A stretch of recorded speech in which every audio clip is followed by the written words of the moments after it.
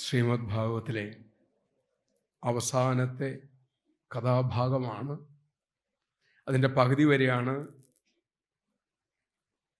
എൻ്റെ ഗുരുനാഥൻ കൂടിയായ നമ്പൂരി സാർ പറഞ്ഞു നിർത്തിയത്. ബാക്കിയാണ് പറയേണ്ടത്. ഒരിക്കലൊരു വഴിയമ്പലത്തിൽ 2 പേർ കിടന്നുറങ്ങുകയാണ്. അതിലൊരാൾ സ്വപ്നം കാണുകയാണ് അയാളെ ഒരു മൂർഖൻ കൊത്തുന്നതായിട്ട്. ഇയാൾ കിടന്ന് നിലവിളി തുടങ്ങി. ഉറക്കത്തിലാണ് നിലവിളിക്കണത്. പക്ഷെ സ്വപ്നം കണ്ടും പുറത്ത് മനുഷ്യന് കേൾക്കത്ത കോത്തിലും നിലവിളിക്കുമല്ലോ. ഇയാൾ സ്വപ്നം കണ്ടിട്ടാണ് നിലവിളിക്കുന്നത്. ഇയാൾ നിലവിളിച്ചുകൊണ്ട് പറയുന്നുണ്ട്, എന്നെ പാമ്പ് കൊത്തി, ഉടൻ വൈദ്യൻ്റെ അടുത്ത് കൊണ്ടുപോകുന്നു. ഇയാൾ ഉറക്ക കരയുന്നുണ്ട്. അപ്പം കൂടെ കിടന്നയാൾ എഴുന്നേറ്റു. അയാൾക്ക് ചിരിയാ വന്നത്. അയാൾ കുറച്ചു നേരം രസിച്ചു. അയാൾ ഡോക്ടറെ വിളിക്കാൻ പോയില്ല. ഡോക്ടറെ വിളിക്കാൻ പോകേണ്ട കാര്യവുമില്ല. ഇയാളെ ഒന്ന് തട്ടി ഉണർത്തോടുകൂടി പാമ്പ് പോയി, വിഷം പോയി, മരണഭയം പോയി. ഉറക്കത്തിലെ പാമ്പ് കടിക്കുള്ള ഒരേ ഒരു മരുന്ന് ഉണരുക എന്നുള്ളത് മാത്രമാണ്. ഭഗവാൻ ബാബ പറയും, ഈ കഥ പറഞ്ഞിട്ട് ഭഗവാൻ ബാബ പറയാണ്, ഈ ഉറക്കത്തിലാണ് നമ്മളെല്ലാവരും. ഉണർന്നിരിക്കുന്നു എന്ന് വിചാരിക്കുന്ന നമ്മളെല്ലാം ഉറക്കത്തിലാണ്. ഈ ഉറക്കത്തിൽ നിന്ന് നമ്മളെ ഒന്ന് എഴുന്നേൽപ്പിച്ചു കഴിഞ്ഞാൽ ഇന്നുള്ള നമ്മുടെ സകല പ്രശ്നങ്ങൾക്കും ഈ നിമിഷം തന്നെ പരിഹാരമാവും. അതിനുവേണ്ടി ഭഗവാൻ ചോദിക്കുന്നു, നമ്മുടെ ജീവിതത്തിൽ നമ്മളെ ഏറ്റവും നൊമ്പരപ്പെടുത്തിയ ഒരു കാര്യം, ആ നൊമ്പരപ്പെടുത്തിയ നിമിഷത്തിൽ ഉണ്ടാക്കിയ നൊമ്പരം പിന്നെ ഉണ്ടാക്കുന്നുണ്ടോ? അത് ഓർക്കുമ്പോൾ എനിക്ക് വിഷമം എന്ന് പറയും. അത് അനുഭവിച്ച സമയത്തോ തീവ്രമായിരുന്നു. ഈ അനുഭവിച്ച ദുഃഖവും നമ്മൾ ഇന്നലെ കണ്ട സ്വപ്നവും തമ്മിൽ എന്താണ് വ്യത്യാസമുള്ളത്? ഒന്ന് ഓർമ്മയിലുണ്ട് സ്വപ്നം കണ്ടത്, ഒന്ന് അനുഭവിച്ചതിൻ്റെ ഓർമ്മയുണ്ട്. രണ്ടും ഓർമ്മയിലുള്ളൂ, ഇവിടെ നമ്മുടെ മുമ്പിലില്ല, അല്ലേ?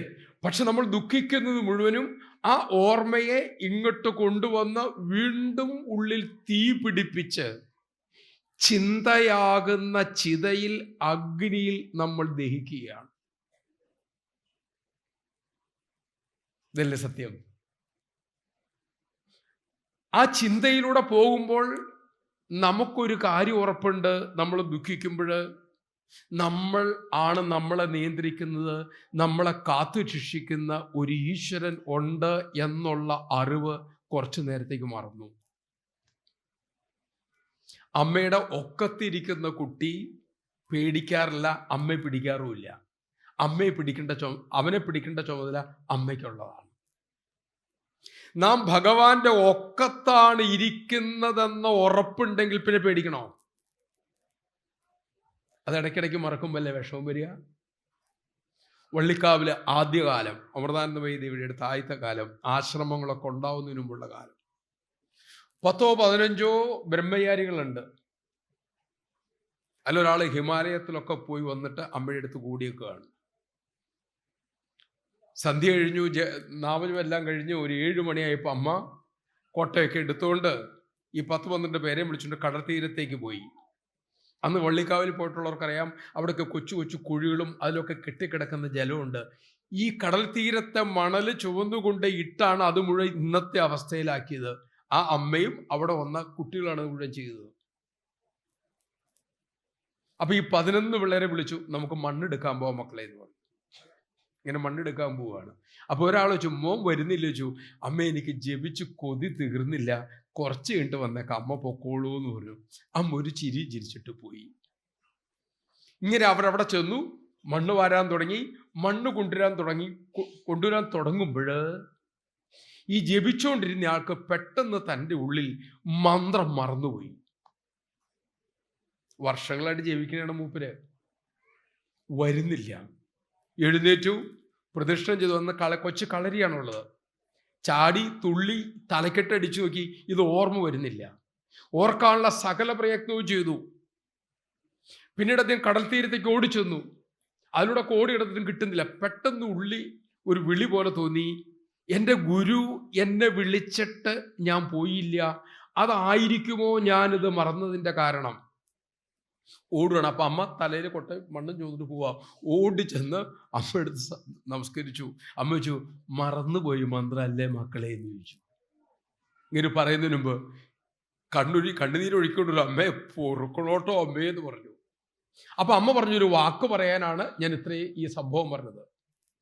അമ്മ പറഞ്ഞു, മക്കളെ, സദ്ഗുരു എന്തെങ്കിലും ഒന്ന് പറഞ്ഞിട്ടുണ്ടെങ്കിൽ അതനുസരിക്കുന്നതിൽ വലിയതായ ഒരു മന്ത്രജപമില്ല, തപസ്സില്ല, സാധനയില്ല.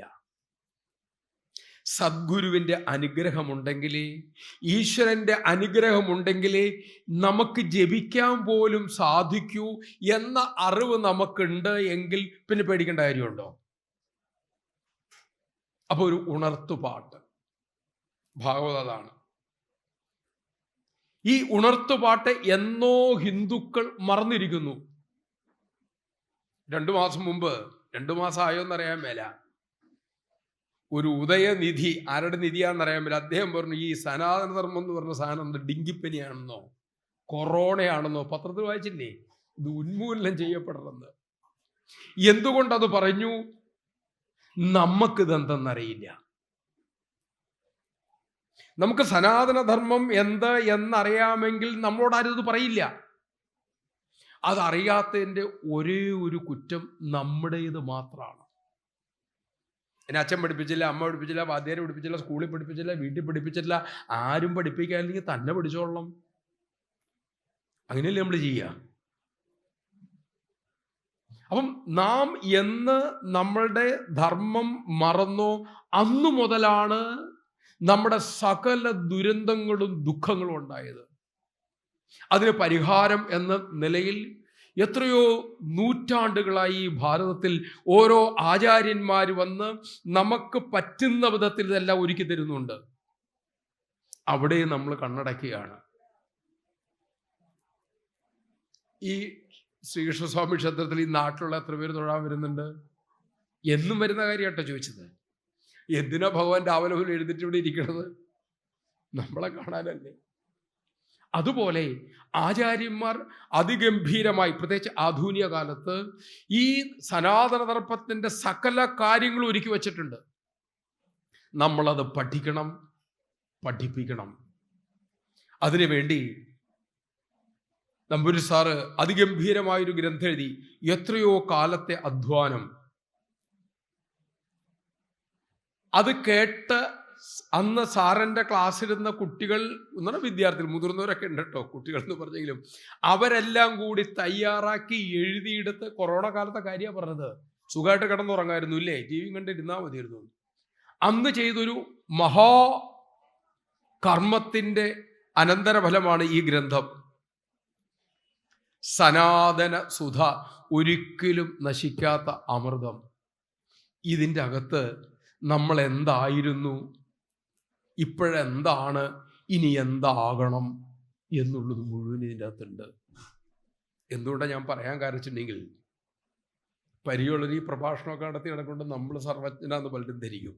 അപ്പോൾ ഇടയ്ക്ക് വിളിച്ചു വയ്ക്കും, കുഞ്ഞുണ്ടായി, പേരിടുമ്പോൾ വലത്തെ ചെവി പറഞ്ഞോ ഇടത്തെ ചെവി പറയണോ. ഇത് ഏത് ചെവി പറഞ്ഞാലും നമുക്കറിയില്ല. ഉടനെ നിന്റെ സാറിനെ വിളിച്ചു, സാറേ ഏത് ചെവിയിലാണ് പറയണ്ടേ? അപ്പം എന്താ ചെയ്യണ്ടേ? കാരണം വീട്ടിൽ ചോദിച്ചാൽ അച്ഛനറിയില്ല, അമ്മയ്ക്കറിയില്ല, അമ്മാവനറിയില്ല. ഈ കുട്ടികൾ കേരളത്തിന് പുറത്ത് ജീവിക്കണത്. ഞാൻ ഈ പറഞ്ഞതൊക്കെ നിങ്ങൾക്ക് അറിയാവുന്നതായിരിക്കും. കുഞ്ഞുണ്ടായി, നാട്ടിലല്ല, എന്നാ പേരിടണ്ടേ? അപ്പോൾ 28 ദിവസം കഴിഞ്ഞ് എന്ന് വേണമെങ്കിൽ എന്ന് വേണമെങ്കിലും ഇടാവോ? അത് പറ്റുന്ന ദിവസം ഇടണം. പറ്റുന്ന ദിവസം എന്നാ എങ്ങനെയാ അറിയണത്? പറഞ്ഞിട്ടുണ്ടെങ്കിൽ ഭവാൻ ഭാവയുടെ ഭാഷയെ പറഞ്ഞിട്ടുണ്ടെങ്കിൽ, നിന്റെ അച്ഛൻ്റെ പേരെന്ത് എന്ന് ചോദിച്ചാൽ ഞാൻ മറന്നുപോയി എന്ന് പറയുന്നതിനേക്കാൾ നാണക്കേടാണ്, ലജ്ജാവഹമാണ് നിന്റെ ധർമ്മത്തെക്കുറിച്ച്, നിന്റെ സംസ്കാരത്തെക്കുറിച്ച് നിനക്കറിയില്ല എങ്കിൽ. 5200 വർഷം മുമ്പ് ഈ ഭാരതത്തിൽ വിളയാടിയ ആ മഹാപുരുഷൻ്റെ ലീലകൾ ഇന്നും വർണ്ണിക്കപ്പെടുന്നുണ്ടെങ്കിൽ ശ്രീമദ് ഭാഗവതം ഉള്ളതുകൊണ്ടാണ്. ഇനി അത് നിലനിൽക്കാൻ ഒരൊറ്റ വഴിയുള്ളൂ, നമ്മൾ പഠിക്കുക. പ്രചരണം സ്വാഭാവികമായിട്ട് നടക്കും. അതുകൊണ്ട് ഇത് ഓരോ വീട്ടിലും ഇരിക്കേണ്ട ഗ്രന്ഥമാണ്. കാരണം ഈ ഗ്രന്ഥം വീട്ടിൽ നമ്മൾ സൂക്ഷിക്കുന്ന ഒരു സമന്തക രത്നമായിരിക്കും. അതൊക്കെ പറഞ്ഞില്ലേ, എന്താ എൻ്റെ പ്രത്യേകത? അത് വീട്ടിൽ വെച്ച് പൂജിച്ചിട്ട് ദിവസവും 1600 കിലോ സ്വർണം കിട്ടും. ഇത് സുഖമല്ലേ? പക്ഷെ രക്തം അവിടെ വേണം. ഇത് ആര് തരണം? സൂര്യൻ തരണം. സൂര്യനാരാ? ജ്ഞാനസ്വരൂപൻ. വിഷയത്തിലേക്ക് കയറാം.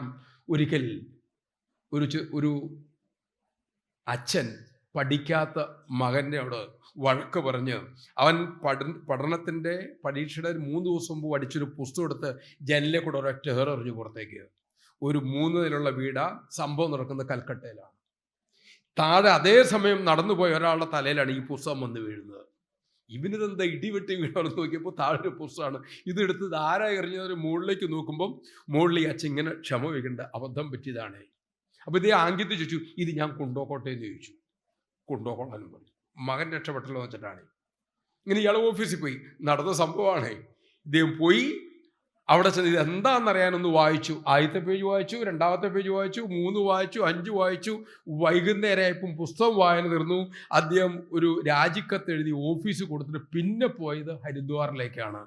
വിവേകാനന്ദ സ്വാമിയുടെ ജ്ഞാനയോഗം എന്ന ഗ്രന്ഥമായിരുന്നു അത്. പിന്നീട് അവിടെ മുഴുവൻ അറിയപ്പെട്ട ഒരു മഹായോഗി, അതിൻ്റെ പേരെനിക്ക് ഓർമ്മയില്ല, മഹായോഗിയായി അദ്ദേഹം മാറി. എന്ന് പറഞ്ഞാൽ ഇമാതിരി ഗ്രന്ഥങ്ങൾ നമ്മുടെ വീട്ടിൽ ആ സെമന്തകം വിളയിക്കുന്ന പോലെ രത്നത്തേക്കാൾ ശോഭയുള്ള മക്കളെ, ആൺകുട്ടികളെയും പെൺകുട്ടികളെയും സൃഷ്ടിക്കും. ഇത് നമ്മുടെ ലാസ്റ്റ് ദിവസമാണ് അല്ലേ? അല്ല, ഈ കഥയുടെ. അതുകൊണ്ടാണ് ഞാൻ ഈ വിഷയത്തിൽ നിന്ന് മാറിപ്പോയതല്ല. ഇത് തന്നെയാണ് നമ്മൾ പഠിക്കാനുള്ളത്, അറിയാനുള്ളത്. മായാവൈഭവം സാറ് പറഞ്ഞു. ഭാഗവത രഹസ്യം, ആധ്യാത്മിക ഭാഗവതം എന്ന് പറഞ്ഞൊരു ഗ്രന്ഥമുണ്ട്. അതിൻ്റെ കൂടെ ഈ മായയെ സംബന്ധിച്ച് വസിഷ്ഠ രാമായണത്തിലൊരു കൊച്ചു കഥയുണ്ട്. അതിലൂടെ നമുക്കത് കയറാം.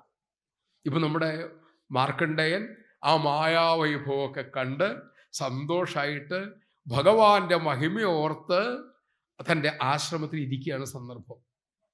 ഈ സന്ദർഭത്തിലാണ് ആ സ്വാമിജി ഈ കഥ പറയുന്നത്. ഇത് വസിഷ്ഠ രാമായണത്തിലെ ഈ മായ വിശദീകരിക്കാൻ 3 ഉപാഖ്യാനങ്ങളുണ്ട്.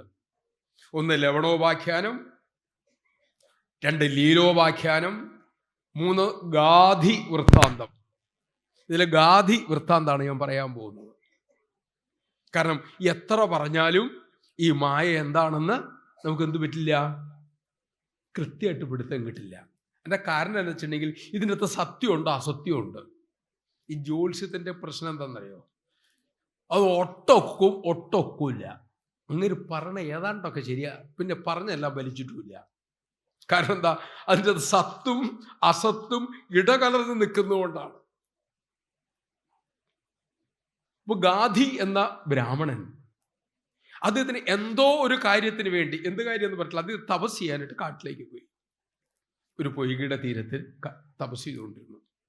ഇങ്ങനെ തപസ് ചെയ്തുകൊണ്ടിരുന്നപ്പോഴത്തേക്കും കുറെ കഴിഞ്ഞപ്പോൾ ശ്രീഹരി പ്രത്യക്ഷപ്പെട്ടു ചതുർഭാവം ആയിട്ട്. ഇപ്പോൾ ചോദിച്ചു, എന്നെ കണ്ടതല്ലേ, നീ എന്തെങ്കിലും ഒരു വരം എന്നോട് ചോദിക്കൂ. നമ്മുടെ മാർക്കണ്ഡേയൻ ചോദിച്ചത് തന്നെ ഒരു വരമാണ് അദ്ദേഹം ചോദിച്ചത്. ഭഗവാനെ, എനിക്കൊന്നും വേണ്ടതില്ല. കാരണം എന്താ? എനിക്കെല്ലാം അങ്ങ് തരുന്നുണ്ട്, പിന്നെ എന്ത് ചോദിക്കാനാ? എനിക്ക് വേണ്ടത് അങ്ങയുടെ ഈ മായ എങ്ങനെ ഈ ആൾക്കാരെ പെടുത്തുന്നത്, എനിക്കതൊന്നും അറിഞ്ഞാൽ കൊള്ളാൻ. കാരണം എന്നെ ഇതൊന്നും ബാധിച്ചിട്ടില്ല. ഭഗവാൻ ചിരിച്ചു, നിനക്ക് എൻ്റെ മായ അറിയാനുള്ള അനുഗ്രഹം ഞാൻ തരുന്നു എന്ന് പറഞ്ഞ് ഭഗവാൻ പോയി. ഇദ്ദേഹം തിരിച്ച് ആശ്രമത്തിലെത്തി. ദിവസങ്ങൾ കഴിഞ്ഞു. ഒരു 5-8 ദിവസം കഴിഞ്ഞപ്പോൾ ഇദ്ദേഹം ഭഗവാനെ കണ്ട ആനന്ദത്തിൽ ഇങ്ങനെ ദിവസങ്ങൾ നിൽക്കുകയാണ്. അങ്ങനെ ഒരു ദിവസം അത് ഈ പൊയ്കയിൽ ഇറങ്ങി കുളിക്കാനായിട്ട് ഇങ്ങനെ ജലം എടുത്തിങ്ങനെ തർപ്പണം ചെയ്യുകയാണ്. ഈ ജലം എടുത്ത് ഇങ്ങനെ തർപ്പണം ചെയ്തപ്പോൾ അദ്ദേഹത്തിന് ശരീരത്തിന് ചെറിയൊരു വിറയൽ പോലെ, ഒരു ക്ഷീണം പോലെ. പിന്നീട് അദ്ദേഹം കാണുന്നത് തൻ്റെ ഗ്രഹത്തിൽ മരിച്ചു കിടക്കുന്ന അദ്ദേഹം കാണുന്നത്. മാത്രമല്ല, തൻ്റെ ഭാര്യ വരുന്നു, മക്കൾ വരുന്നു, അവർ ഏങ്ങലടിച്ച് കരയുന്നു. അങ്ങനെ തൻ്റെ ശവം എടുത്തു കൊണ്ടുപോയി കത്തിക്കുന്നതും ഇദ്ദേഹം കാണുകയാണ്. നമ്മളെടുത്തുകൊണ്ട് നോക്കി നമുക്ക് കാണാൻ പറ്റും. അപ്പം നമുക്ക് ചിരി വരും, പക്ഷെ എടുത്തുകൊണ്ട് പോകണവും കരഞ്ഞുകൊണ്ടാണ് പോണത്. അതാണ് ഇതിൻ്റെ ഏറ്റവും വലിയ തമാശ. നമ്മൾ ചിരിക്കണം, അവരറിയണമില്ല. അയാൾ ഇത് എടുത്തു കൊണ്ടുപോയി കത്തിച്ചു. പിന്നീട് ഇദ്ദേഹത്തിന് ഹൂണന്മാരുടെ രാജ്യത്ത് ഇദ്ദേഹം ഒരു ചണ്ടാലിയുടെ എന്ന് പറഞ്ഞിട്ടുണ്ടെങ്കിൽ വൃത്തിയും ഇതൊന്നുമില്ലാതെ ഒരു അധപ്പതിച്ച ജീവിതം നയിക്കുന്നൊരു വിഭാഗം, ആ ചണ്ടാലിയുടെ ഗർഭത്തിൽ കറുത്ത കൊഴുത്ത ഒരു ശിശുവായി താൻ കിടക്കുന്നതാണ് ഈ ഗാധി എന്ന ബ്രാഹ്മണൻ കാണുന്നത്.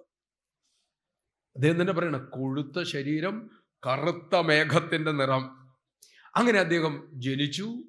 അങ്ങനെ ഈ ഹൂണന്മാരുടെ ഇടയിൽ, ഈ ചണ്ടാലന്മാരുടെ ഇടയിൽ അതിഗംഭീരനായിട്ട് മിടുക്കനായിട്ട് ഇദ്ദേഹം വന്നു. 10-17 വയസ്സായി. നല്ല നീണ്ടുരുണ്ട് കൊഴുത്ത കറുത്ത ബാഹുക്കള്, അതുപോലുള്ള മുടി, അങ്ങനെ സുന്ദരക്കുട്ടപ്പനായിട്ട്. അവരുടെ കൂട്ടത്തിൽ കാട്ടാളരിൽ കാപ്പേരി കാമദേവൻ എന്ന് കേട്ടില്ലേ, അതുപോലെ കാമദേവനെ പോലെ സുന്ദരനായിട്ട് നമ്മുടെ ഗാന്ധി ഈ ജന്മത്തിൽ ഇങ്ങനെ വരുമ്പോഴും വസിഷ്ഠൻ പറയും, പച്ചില വള്ളി പോലെ സുന്ദരിയായ ഒരു ചണ്ടാലി പെണ്ണിനെ ഇയാൾ കല്യാണം കഴിച്ചു. പച്ചില വള്ളിക്ക് സൗന്ദര്യമുണ്ട്. അങ്ങനെ കുറെ കാലം കഴിഞ്ഞു. ഇതിൻ്റെ ഇടയ്ക്ക് അവിടെ ഒരു ക്ഷാമം ഉണ്ടായി, ഒരു രോഗം ഉണ്ടായി, ഒരു പകർച്ചവ്യാധി ഉണ്ടായി. ഈ പകർച്ചവ്യാധിയിൽ ഓരോരുത്തരും മരിച്ച് തൻ്റെ ഭാര്യയും തൻ്റെ മക്കളും എല്ലാം മരിക്കുന്നത് ഇദ്ദേഹം കാണുകയാണ്. ഇദ്ദേഹത്തിനത് സഹിക്കാനായില്ല. ഇദ്ദേഹം അവിടെ നിന്ന് യാത്രയായി, എല്ലാം പോയി, ഒറ്റയ്ക്കായി. ഇങ്ങനെ യാത്ര ചെയ്ത അദ്ദേഹം ക്ഷീരമണ്ഡലം എന്ന രാജ്യത്തിലാണ്. ക്ഷീരമണ്ഡലത്തിൽ ചെല്ലുമ്പോൾ ഒരു രാജവാദി ചെന്നു, നിറയെ ആൾക്കൂട്ടം. അവിടെ ചിലപ്പോൾ മേരുപർവ്വതം പോലൊരു ആന. വസിഷ്ഠ മഹർഷി പറഞ്ഞ ആനയുടെ വലിപ്പതാണ്. മേരുപർവ്വതം പോലൊരു ആന കയ്യിലൊരു പൂമാലയായിട്ട് ഇങ്ങനെ നിൽക്കുകയാണ്. ഇദ്ദേഹം ഇങ്ങനെ തിരക്കിലിങ്ങനെ ആൾക്കാർ ഈ ആന ഇങ്ങനെ നോക്കിക്കൊണ്ടിരിക്കുക. അപ്പോൾ ആ രാജ്യത്ത് ഒരു പ്രത്യേകത എന്താ വെച്ചിട്ടുണ്ടെങ്കിൽ, ആ രാജ്യത്ത് രാജാവ് മരിച്ചു കഴിഞ്ഞ സന്ദർഭത്തിലാണ് ആ കൊട്ടാരത്തിലെ ആന പൂമാലയായിട്ട് പുറത്തിറങ്ങും.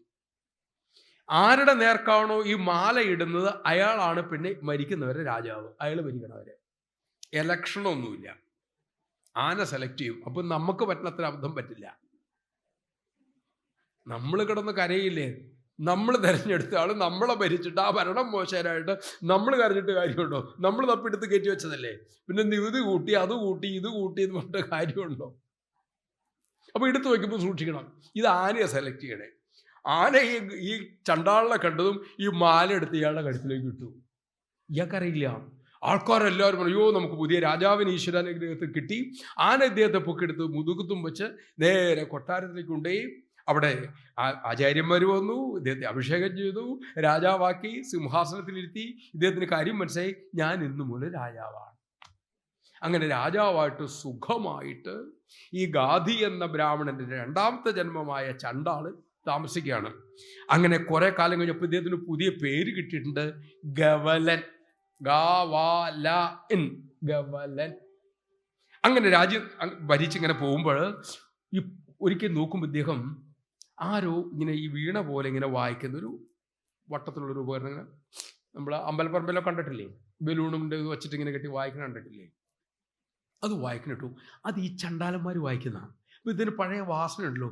ഇതാരാന്നറിയാനായിട്ട് ചാടി വന്ന് നോക്കിയപ്പോഴും തൻ്റെ ക്ഷീരമണ്ഡലത്തിൽ ഉണ്ടായിരുന്ന പഴയ കുറേ ആൾക്കാർ, അവരൊക്കെ വയസ്സായിട്ട് ഇങ്ങനെ തെരുവ് തെണ്ടി നടക്കുക, ദാരിദ്ര്യം കാരണം.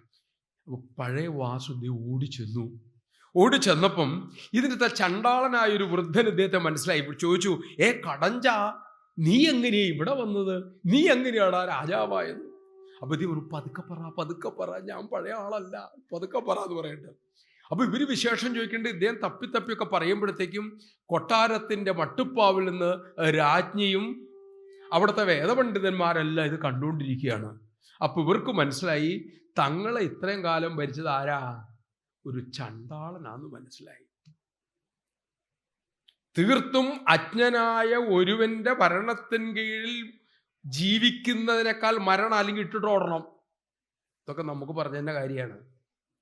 അല്ലെങ്കിൽ കയറ്റിയിരുത്തന്നെ ഇറക്കി വിടണം. ഇതേ വേറെ വഴിയൊന്നുമില്ല. ഇന്നലെ ഇട്ടിട്ട് പോകണം, അല്ലെങ്കിൽ മരിക്കണം. ഇവർക്കെല്ലാം വലിയ ദുഃഖിതായി. ഈ ചണ്ടാലിൻ്റെ ഭരണത്തിൽ നമ്മൾ ജീവിച്ചല്ലോ എന്ന് പറഞ്ഞ് ഈ രാജാവിൻ്റെ ഭാര്യയായിട്ട് കഴിഞ്ഞവരെല്ലാവരും ചിത കൂട്ടിച്ചാടി. ഇവരൊക്കെ മരിച്ചു. കുറെ ബ്രാഹ്മണര് നാട് വിട്ടുപോയി. എന്താ, ഇനി ജീവിതത്തിൽ ഇങ്ങോട്ട് തിരിച്ചു വരുന്നില്ല. നാമം ജപിച്ചും വിഷ്ണുസഹസ്രനാമം ജപിച്ചും ഈ ചെയ്ത പാപം മുഴുവൻ തീർക്കണം. കാരണം ഇയാളുടെ ഭരണത്തിന് കീഴിൽ ജീവിച്ചില്ലേ. ഇങ്ങനെ യാത്രയായി ഇങ്ങനെ പോവുകയാണ് ഇദ്ദേഹം. പിന്നെ ഇദ്ദേഹത്തോട് ആരും മിണ്ടുന്നില്ല. രാജാവൊക്കെയാണ്. അവിടെ മഹർഷി ഉപയോഗിക്കുന്ന വാക്കാണ് പരദേശത്ത് ചെന്ന ജനമധ്യത്തിൽ ഒറ്റയ്ക്ക് നിൽക്കുന്ന പരദേശിയെ പോലെ. ജനമധ്യത്തിൽ ഒറ്റയ്ക്ക് നിൽക്കുന്ന ഒരു വിദേശിയെ, പരദേശിയെ പോലെ. അങ്ങനെ ഇദ്ദേഹത്തിന് ദുഃഖമായി. ഇനി ജീവിച്ചിട്ട് കാര്യമില്ല. താൻ കാരണം എത്രയോ ദുരന്തങ്ങളും ദുഃഖങ്ങളും സംഭവിച്ചിരിക്കുന്നു തൻ്റെ രാജ്യത്ത് എന്നറിഞ്ഞ് അദ്ദേഹം ചിത കൂട്ടി. അതിലേക്ക് എടുത്ത് ചാടുന്നതും ചൂടടിച്ചതും ഞെട്ടി. അപ്പൊ ഗാദി വെള്ളത്തിൽ നിന്നപ്പോഴാണ് ഇത് മുഴുവൻ നടന്നല്ലേ. ഏതാനും മിനിറ്റുകളിൽ താൻ കണ്ടതാണിത് മുഴുവനും. ഇത് യഥാർത്ഥമല്ല എന്ന് ആർക്ക് മനസ്സിലായി? ഗാദിക്ക് മനസ്സിലായി. താൻ ചണ്ടാളനുമായിട്ടില്ല, താൻ കല്യാണവും കഴിച്ചിട്ടില്ല, താൻ രാജാവും ആയിട്ടില്ല. ഈ വെള്ളം എടുത്തപ്പോൾ നടന്ന സംഭവമാണ്. ഇദ്ദേഹം കരയ്ക്ക് കയറുക. ഇദ്ദേഹം അത്യാശ്ചര്യപ്പെട്ട് നിൽക്കുക. 2 ആഴ്ച കഴിഞ്ഞപ്പോൾ ഒരു വൃദ്ധബ്രാഹ്മണൻ വന്നു. മെലിഞ്ഞുണങ്ങിയിരിക്കുക. എന്തി ഇത്രയും പട്ടിണി എന്ന് വെച്ചു. ഞങ്ങളുടെ കീരരാജ്യത്ത് ഒരു ചണ്ടാളം വന്ന് രാജാവായി. അതിനുശേഷം ഞാൻ ചാന്ദ്രായണ വ്രതമാണ്, ഒന്നും കഴിച്ചിട്ടില്ല. അങ്ങനെയാണ് ഈ കോലത്തിലായി. അപ്പൊ ഇത് ഞാൻ ഈ മായ കണ്ടത് ഒറിജിനലായിട്ട് നടന്നോ? അപ്പൊ ഇത് എവിടെയാ സ്ഥലമൊക്കെ പറഞ്ഞു. ഇദ്ദേഹം എന്താ ഒറ്റയ്ക്ക് യാത്രയാവുകയാണ്. ചെന്നപ്പോൾ താൻ കണ്ട കുടിലുകൾ, താൻ കത്തിക്കരിഞ്ഞതെല്ലാം, അന്ന് താൻ ഈ ജലം എടുത്ത് വെച്ച് എന്തു കണ്ടോ അതെല്ലാം അദ്ദേഹം കാണുകയാണ്. അപ്പൊ അദ്ദേഹത്തിന് ആ സംശയം, ഇതാണോ ശരി അതാണോ ശരി? അദ്ദേഹം ആശ്രമത്തിലെത്തി ധ്യാനിച്ചു. ശ്രീഹരി പ്രത്യക്ഷപ്പെട്ടു. ഭഗവാൻ ഇതെന്താണ്? മായ കണ്ടു എന്നുള്ളത് മനസ്സിലായി. പക്ഷെ ഞാൻ കണ്ട മായല്ല, അതുപോലെ ഉണ്ടല്ലോ, ഇതേതാ ശരി? അപ്പൊ ഭഗവാൻ ഒരു ശ്ലോകം പറഞ്ഞു. വിപ്ര പ്രധ്വാതി ചിത്തസ്തം ന ബഹിസ്തം കഥാചന. വിപ്ര, അറിവുള്ളവനെ, നീ ഉള്ളിൽ കണ്ടതാണ് എല്ലാം. നിന്റെ ഉള്ളിലുള്ളത് മാത്രമാണ് പുറത്തുള്ളൂ. സ്വപ്ന ഭ്രമ പാർത്ഥേഷു സർവൈരേവാനുഭൂയതേ. അതിന് തെളിവല്ലേ നീ സ്വപ്നം കാണുമ്പോൾ അനുഭവിക്കുന്ന സത്യം? സാറ് സൂചിപ്പിച്ചു. സ്വപ്നം കാണുന്നിടത്തോളം നേരം അതെന്താണ്? സത്യമാണ്. അതുപോലെ നമ്മുടെ ഈ ജീവിതം സത്യമാണെന്ന് നമ്മൾ ധരിച്ചിരിക്കുന്നിടത്തോളം കാലം അത് സത്യമാണ്. ഇത് സത്യമല്ല, ഇതെല്ലാം കടന്നുപോയതാണ് എന്ന് തിരിച്ചറിവ് ഉണ്ടാകുമ്പോൾ എന്തായി? ഇത് താൽക്കാലിക സത്യമാണ് നമുക്ക് ബോധ്യപ്പെടും. മനസ്സിലായല്ലോ? ഇങ്ങനെ അതുകൊണ്ട് എല്ലാറ്റിനും കാരണം മനയേവ മനുഷ്യാണം കാരണം ബന്ധമോക്ഷയോ. മനസ്സാണ് എല്ലാറ്റിൻ്റെയും കാരണം എന്ന് തിരിച്ചറിയുക. ആ മനസ്സിനെ ഒരുക്കുക, മെരുക്കുക, നമ്മുടെ വഴിയിലൂടെ നയിക്കുക. നമ്മുടെ വഴി എന്ന് പറഞ്ഞിട്ടുണ്ടെങ്കിൽ ശ്രീമദ് ഭാഗവതത്തിൻ്റെ. ഇനി ഇദ്ദേഹം എങ്ങനെ ഇരിക്കുകയാണ്? സയേവമനുഭൂയേദം നാരായണ വിനിർമ്മിതം വൈഭവം യോഗമായായ തമേവ ശരണം യയോ. മാർക്കണ്ഡേയൻ താൻ കണ്ട ആ അത്ഭുതമായ ആ പ്രപഞ്ചത്തെ ഓർത്തിച്ച് അത്ഭുതപ്പെട്ടിട്ട് ഇരിക്കുകയാണ്. ഇത് മുഴുവനും ആ ഭഗവാൻ കാണിച്ചതാണ് ഈ മായ. ഈ മായയെ മറികടക്കാൻ ഒരൊറ്റ വഴിയുള്ളൂ. എന്താണ്? ആ തൃപ്പാദങ്ങളെ തന്നെ ആരാണോ മായ കാണിച്ചത് അയാളെ തന്നെ ആശ്രയിക്കുക. ഇനിയോ അതിനു വേണ്ടിയിട്ട് മാർക്കണ്ഡേയൻ പറയാണ്, പ്രപന്നോസ്മി അഘ്രിമൂലം തേ പ്രപന്നാഭയദം ഹരേ യന്മായയാ വിവിബുധ മുഹ്യന്തി ജ്ഞാനകാശയാ. അല്ലയോ ഭഗവാനെ, ഈ അയഥാർത്ഥമായ സത്യമല്ലാത്തത് കാണുമ്പോഴൊക്കെ സത്യമാണെന്ന് തോന്നിപ്പിക്കുന്നു. ആർക്ക്? അറിവുള്ളവൻ പോലും ഇതിൽ പെട്ടുപോകുന്നു. പഠിച്ചവൻ പോലും പെട്ടുപോവുകയാണ്. ആണ് നാരായണ ഗുരുദേവൻ പറയും, പ്രകൃതി പിടിച്ചു ചുഴറ്റിടും പ്രകാരം സുഹൃതികൾ പോലും അഹോ ചുഴന്നിടുന്നു. ഈ അറിവുണ്ട്, പഠിപ്പുണ്ടെന്ന് പറയുന്നവർ പോലും മായയിൽ പെട്ടുപോകുന്നു. എന്തുകൊണ്ടാണ്? ഇത് ശരി എന്ന് തോന്നിപ്പിക്കും. ശ്രീരാമകൃഷ്ണന്റെ അടുത്ത് അകന്ന ബന്ധുവിൽ ഒരാളുണ്ട്, ഹസ്ര എന്ന പേര്. ഇദ്ദേഹം ആധ്യാത്മിക രാമായണം നല്ല പഠനമാണ്. അപ്പൊ രാമകൃഷ്ണദേവനെ ലോകം മുഴുവൻ അംഗീകരിച്ച് ആളുകളൊക്കെ വന്നു തുടങ്ങുന്ന ഘട്ടമാണ്. ഇദ്ദേഹം ആ ഗോപുരവാദത്തിലിരിക്കും. ആരെ കാണാനാ വരുന്നേ? ഠാക്കൂറിനെ കാണാൻ. അവന് മുഴുവൻ പറഞ്ഞു കൊടുത്ത് ഞാനാ, എന്നെ കണ്ടാലും മതി. ഹസ്ര ഗോപുരവാദത്തിരുന്ന് പറയുന്നതാണ്. എന്നിട്ട് ഇടയ്ക്ക് ഹസ്ര അകത്തേക്ക് വന്നിട്ട് പറയും, രാമകൃഷ്ണ, എനിക്കിപ്പോൾ സത്യം മനസ്സിലായി. എന്താ? അങ്ങ് മഹാത്മാവാണെന്ന്. ഇനി എനിക്ക് അബദ്ധം പറ്റില്ല, മായ എന്നെ ബാധിക്കില്ല. അവർ നമസ്കരിക്കും. രാമകൃഷ്ണൻ പറയാണ്, ഇനി ഇവിടെ നിന്ന് അങ്ങോട്ട് പോയിട്ട് അദ്ദേഹം കുറച്ച് മൂക്കിപ്പൊടി എടുത്ത് അങ്ങോട്ട് വരിക്കും. എന്നിട്ട് അധ്യാത്മരാമായണം എടുത്ത് വായിക്കും. 2 ശ്ലോകം ചൊല്ലും. അപ്പം എന്താണ്? ഇതൊക്കെ അങ്ങ് മറന്നുപോകും. എന്താ? ശ്രീരാമകൃഷ്ണൻ പള്ളിക്കൂടത്തിൽ പോയിട്ടില്ല, ഞാനിതൊക്കെ പഠിച്ച ആളാണ്, എനിക്കിതെല്ലാം അറിയാം, മൂപ്പർക്ക് പഠിപ്പിച്ചു കൊടുത്ത് ഞാനാണല്ലോ. അറിവില്ലാത്തതുകൊണ്ടല്ല, ഈ മായയുടെ ബലം അറിവുള്ളവനെ കൂടി എന്താക്കി മാറ്റും? അപകടത്തിൽ ആക്കി മാറ്റും എന്നർത്ഥം. അത് സൂതൻ പറഞ്ഞു. അതുകൊണ്ട് തമേവ നിവൃതാത്മാനം വിഷേണതി വിഭജ്യടൻ രുദ്രാണ്യ ഭഗവാൻ രുദ്രോ ദദർശ സ്വഗണയേർവൃത. ഇങ്ങനെ ഇദ്ദേഹം ആത്മാനന്ദത്തിൽ ഇങ്ങനെ മുഴുകി ഇങ്ങനെ ഇരിക്കുന്ന സമയത്താണ് സാക്ഷാൽ ശ്രീ മഹാദേവൻ ആകാശമാർഗത്തിൽ ദേവി പാർവതിയോടുകൂടി തൻ്റെ ആ ഗണങ്ങളോടുകൂടി ഇങ്ങനെ പോവുകയാണ്. പോകുമ്പം താഴേക്ക് നോക്കി ദേവി, അധോമ തം ഋഷിം വീക്ഷ്യ ഗിരിശം സമഭാഷത. നോക്കിയപ്പോൾ ഇങ്ങനെ ആനന്ദത്തിൽ ഇങ്ങനെ ഇരിക്കുകയാണ്. അത് കണ്ടപ്പോൾ ദേവിക്ക് ആനന്ദമായി. കാരണം ഇരിക്കുന്ന ആൾ ആനന്ദത്തിൽ ഇരിക്കുകയാണ് അല്ലേ? ഒരാൾ മുഖം വീർപ്പിച്ചിട്ട് നമുക്ക് എന്ത് പറ്റും? നമ്മുടെ മുഖം വീർത്തു പോകും. ഒരാൾ ഈശ്വരാനന്ദത്തിൽ ഇരിക്കണുണ്ടാലോ സ്വാഭാവികമായിട്ട് വരും. അതുകൊണ്ട് വിവേൻ സ്വാമി പറഞ്ഞേ, മൂഡ് ഔട്ട് എന്നുള്ള സൂക്കേട് പിടിച്ചവൻ വീട്ടിൽ നിന്ന് പുറത്തിറങ്ങരുത്, വാലടച്ചിരുന്നോളണം. അതൊരു സൂക്കേടാണ്, പകർച്ചവ്യാധിയാണ്. പുറത്തിറങ്ങി എല്ലാവരും പിടിക്കും. നമ്മൾ പറയും മൂഡ് ഔട്ടായി എന്നൊക്കെ പറയില്ലേ, അത് സൂക്കേടാ. ആ സൂക്കേട് പകരുന്നതാണ്. അതുകൊണ്ട് വീട്ടിൽ അത് കയറിയിരുന്നോളണം എന്ന് വിവേൻ സ്വാമി പറയും. ആ ഈശ്വരാനുഭൂതിയിൽ ആനന്ദത്തിൽ ലയിച്ചിരിക്കുന്ന ഇദ്ദേഹത്തെ കണ്ടപ്പോൾ ദേവിക്ക് വലിയ സന്തോഷമായി. ദേവി ഭഗവാനോട് പറഞ്ഞു, ഭഗവാനെ അങ്ങോട്ട് നോക്കൂ, എന്ത് ആനന്ദത്തിലാണ് അദ്ദേഹം ഇരിക്കുന്നത്. നോക്കുക, ഒരു സമുദ്രം ഇളക്കമില്ലാതെ, മീൻകൂട്ടത്തോടു കൂടി ഒരു സമുദ്രം ഇളക്കമില്ലാതിരിക്കണം സങ്കല്പിച്ചു നോക്കൂ. ഒരു സമുദ്രം അനങ്ങാണ്ടിരിക്കണു. അവിടുത്തെ മത്സ്യങ്ങൾ അപ്പോഴെന്താ ചിത്രത്തിൽ കാണുന്ന പോലെ അനങ്ങാതിരിക്കൂലേ? അതുപോലെ ഇതാ ആ വ്യക്തി നിൽക്കുന്നു. അദ്ദേഹത്തിൻ്റെ ചിത്തം, മനസ്സ് നിശ്ചലമാണ്. അദ്ദേഹത്തിൻ്റെ ഇന്ദ്രിയങ്ങൾ അനങ്ങുന്നില്ല.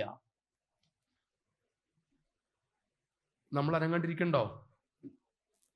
ഉണ്ടോ? ഇവിടെ ഇരിക്കുമ്പോൾ ചിന്ത പലയിടത്തും പോകണല്ലേ. അതാണ് ബാബു പറയും, ഒരു ഭാര്യ ഉണ്ടെങ്കിൽ തന്നെ എത്ര കഷ്ടമെന്നറിയാം. അപ്പം 5 ഭാര്യ ഉണ്ടെങ്കിലോ? ആ ഒരു ഭാര്യ പറഞ്ഞ മനസ്സാണ് ഇവിടെ ഉദ്ദേശിച്ചത്. നമ്മുടെ സ്വതന്ത്രമായിട്ട് ചെയ്യാൻ പറ്റുമോ? ഇല്ലല്ലോ.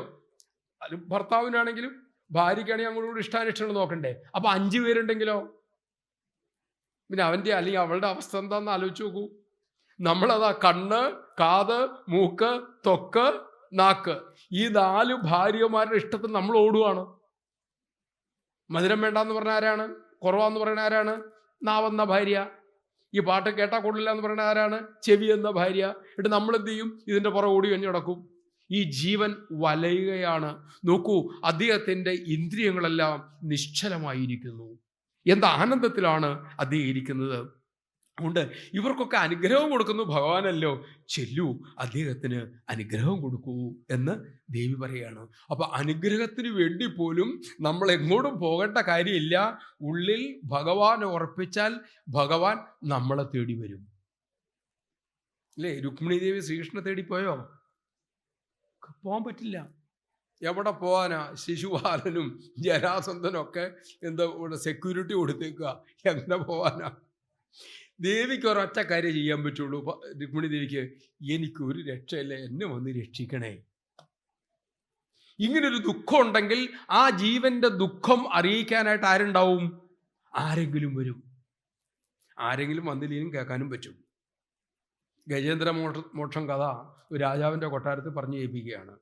അപ്പോൾ രാജാവ് ഈ പണ്ഡിതനോട് ചോദിച്ചു, അല്ല ഈ ആന വിളിച്ചപ്പോൾ വിളി കേട്ടു എന്നല്ലേ പറഞ്ഞത്, അപ്പോൾ വൈകുണ്ഠത്തിൻ്റെ ഡിസ്റ്റൻസ് എത്രയായിരുന്നു എന്ന് ചോദിച്ചു. ഇത് കുതർക്കമാണ്. അപ്പോൾ അദ്ദേഹത്തിൻ്റെ ശിഷ്യനുണ്ടായിരുന്നു, ഇങ്ങനത്തെ വലിയ ചോദ്യത്തിനൊന്നും എൻ്റെ ഗുരു പറയില്ല, ഞാൻ ഉത്തരം പറയാം. പണ്ഡിതന് കേട്ടോ വിഷമായി, ഇങ്ങനെയൊക്കെ ചോദിച്ചാൽ എന്താ പറയുക? അപ്പം അത് പറഞ്ഞു, മഹാരാജാവേ ഞാൻ എൻ്റെ ഉത്തരം പറയാം. ഈ ആന നിലവിളിച്ചപ്പോൾ കേൾക്കാൻ എത്ര ദൂരം ഉണ്ടായിരുന്നോ അത്ര അടുത്തായിരുന്നു വൈകുണ്ഠം.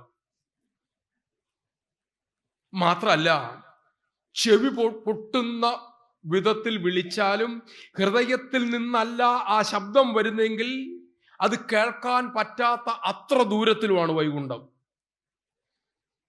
ഹൃദയത്തിൽ നിന്നാണ് കൃഷ്ണ എന്ന് വിളിക്കണതെങ്കിൽ ആ ശബ്ദം പോലും കേൾക്കണ്ട, വൈകുണ്ഠ അത്ര അടുത്ത് നിന്ന് കേൾക്കും. അഹങ്കാരത്തിൽ നിന്നാണ് നാരായണ അഖില ഗുരു ഭഗവൻ നമസ്തേ എന്ന് വിളിച്ചിട്ടുണ്ടെങ്കിൽ അത് കേൾക്കാൻ പറ്റില്ലാത്ത അത്ര ദൂരത്തിലാണ് എഴുതിയിരിക്കുന്നത് ഈ വൈകുണ്ഠ സ്ഥിതി ചെയ്യുന്നത്. ഭഗവാൻ നമ്മളെ തേടിയാണ് വരുന്നത്, നമ്മൾ ഭഗവാനെ തേടിയല്ല. നമുക്ക് അങ്ങനെ തോന്നിയിട്ടുണ്ടെങ്കിൽ പോലും, കാരണം ചിലർക്ക് ശബരിമല പോണ ഇഷ്ടമാണ്. അവിടെ ചെന്ന് അയ്യപ്പസ്വാമി പറഞ്ഞു, നീ എൻ്റെ ആളാണ്, പിന്നെന്താ എല്ലാ മാസവും പോകാൻ തുടങ്ങി. ചിലർക്ക് ഗുരുവായൂർ പോകുമ്പോഴായിരിക്കും അത് തോന്നേ, എന്തൊരു രസാ ഗുരുവായൂരപ്പ. പിന്നെ അദ്ദേഹം മാസം മാസം 1-ാം തീയതി ഇടാൻ പോകും. ചിലർക്ക് ചോറ്റാനിക്ക് ചെല്ലുമ്പോഴായിരിക്കും. അപ്പോൾ നമ്മളെവിടെയൊക്കെ സ്വീകരിച്ചതാരാ? നമുക്ക് ഏതെങ്കിലും ഒന്നിനോട് ഇഷ്ടം വരില്ലേ? ആ മൂർത്തി നമ്മുടെ വാസനയ്ക്കനുസരിച്ച് ഭഗവാൻ ആ മൂർത്തി സ്വരൂപത്തിൽ വന്ന് നമ്മളെ സ്വീകരിച്ചിരിക്കുകയാണ്. അതാണ് സത്യം. ഭഗവാൻ വരികയാണ്, അങ്ങ് വരം കൊടുക്കൂ എന്ന് പറയാണ്. ഇവിടെ ഭഗവാനാണ് ബുദ്ധിമുട്ട്. ഭഗവാൻ എന്താ പറഞ്ഞേ? നൈവേച്ഛാത്യാശിഷക്വാപി ബ്രഹ്മർഷിർമോക്ഷമപ്യുത ഭക്തിം പരാം ഭഗവതി ലബ്ധവാൻ പുരുഷേവ്യേ. അതേ, എങ്ങനെ കൊടുക്കാനാ? കാരണം അദ്ദേഹത്തിന് ഭഗവാനിൽ അഴവില്ലാത്ത നശിക്കാത്ത ഭക്തി ഉറച്ചു കഴിഞ്ഞു. അദ്ദേഹത്തിന് ആ ഉത്തമ ഭക്തി ഉള്ളതുകൊണ്ട് ഇനി ഒന്നും അദ്ദേഹത്തിന് വേണ്ടതില്ല, അദ്ദേഹത്തിനൊന്നും ആവശ്യമില്ല. അവരുടെ മുമ്പിൽ വിട്ട് എന്താ വരെന്ന് ചോദിച്ചിട്ടുണ്ടെങ്കിൽ ഒന്നും വേണ്ടെന്നേ പറയുള്ളൂ. അപ്പോൾ ഭഗവാൻ ആരുടെ മുമ്പിൽ ദരിദ്രനാവും? ഭക്തന്റെ മുമ്പിൽ. എന്തെങ്കിലും ചോദിച്ചാലേ തരാൻ പറ്റുള്ളൂ. ഒന്നും വേണ്ട എന്ന് പറഞ്ഞ് എന്ത് ചെയ്യാൻ പറ്റും? രമണ ഭഗവാനോട് ചോദിക്കുന്നുണ്ട്, ഭഗവാന്റെ മുമ്പിൽ സാക്ഷാൽ അരുണാചല ശിവൻ പ്രത്യക്ഷപ്പെട്ടിട്ടുണ്ടെങ്കിൽ അങ്ങ് എന്ത് ചോദിക്കുന്നു ചോദിച്ചു. നമ്മളാണ് എന്ത് പറയും? ലിസ്റ്റ് എഴുതി വച്ചിട്ടുണ്ടോ, കൊടുത്താൽ മതി എന്ന് പറയും. രമണ മഹർഷി പറഞ്ഞ എന്താ വെച്ചിട്ടുണ്ടെങ്കിൽ, ഞാൻ പറയും ഈ വന്നിട്ട് പോണ പരിപാടി ഒന്നും വേണ്ട. പ്രത്യക്ഷപ്പെട്ട പിന്നെ അപ്രത്യക്ഷാവില്ലേ? ഈ വന്നിട്ട് പോണ പരിപാടിയൊന്നും വേണ്ട, വന്നിട്ട് പെർമനന്റ് ആയിട്ട് നിൽക്കുകയാണെങ്കിൽ അത് മതി. വന്നിട്ട് പോണ ഈശ്വരനൊക്കെ, വരുന്ന ഈശ്വരനൊക്കെ എന്ത് ചെയ്യും? തിരിച്ചു പോകും. വന്ന് സ്ഥിരം നിന്നാലോ എന്നും കൂടെ ഉണ്ടാവും. ആ ഉള്ളിൽ ഭഗവാനെ സ്ഥിരമായി കിട്ടുന്നതാണ് യഥാർത്ഥ സിദ്ധി. അത് കിട്ടിക്കഴിഞ്ഞാണ് ശ്രീനാരദൻ പറഞ്ഞത്, യം ലബ്ധ്വാ പുമാൻ. അത് കിട്ടിക്കഴിഞ്ഞാൽ പുരുഷൻ, ആ ജീവാത്മാവ് തൃപ്തോ ഭവതി മത്തോ ഭവതി ആത്മരാമോ ഭവതി. അവൻ മത്തനാവും, തൃപ്തനാവും, ഇനി അവന് യാതൊന്നും വേണ്ട. ആ അവസ്ഥയിലാണ് നമ്മുടെ മാർക്കണ്ഡേയൻ ഇരിക്കുന്നത്. ദേവി, പിന്നെ ഞാൻ പോയിട്ട് എന്ത് ചെയ്യാനാണ്? എന്നാലും ചെല്ലാം. കാരണം എന്താ? അഥാപി സംവദിഷ്യാമോ ഭവാന്യേതേന സാധുനാം അയം ഹി പരമോ ലാഭോ നൃണാം സാധു സമാഗമ. ഭാഗവത്തിന്റെ സാരമാണ്. എന്താണ്? മനുഷ്യർക്ക് ഏറ്റവും, മനുഷ്യനായിട്ട് ജനിച്ച ഒരുത്തിന് കിട്ടേണ്ട ഏറ്റവും പ്രധാനപ്പെട്ട കാര്യമാണ് സത്സംഗം. ശ്രീമദ് ഭാഗവതം മുഴുവൻ സത്സംഗ കഥകളാണ്. സത്സംഗം എന്ന് വെച്ചാൽ എന്താ അർത്ഥം? സത്തിനെ കുറിച്ച് ഓർമ്മിപ്പിക്കുന്നുണ്ടോ അതൊക്കെ സത്സംഗമാണ്. സത്ത് ഈശ്വരൻ.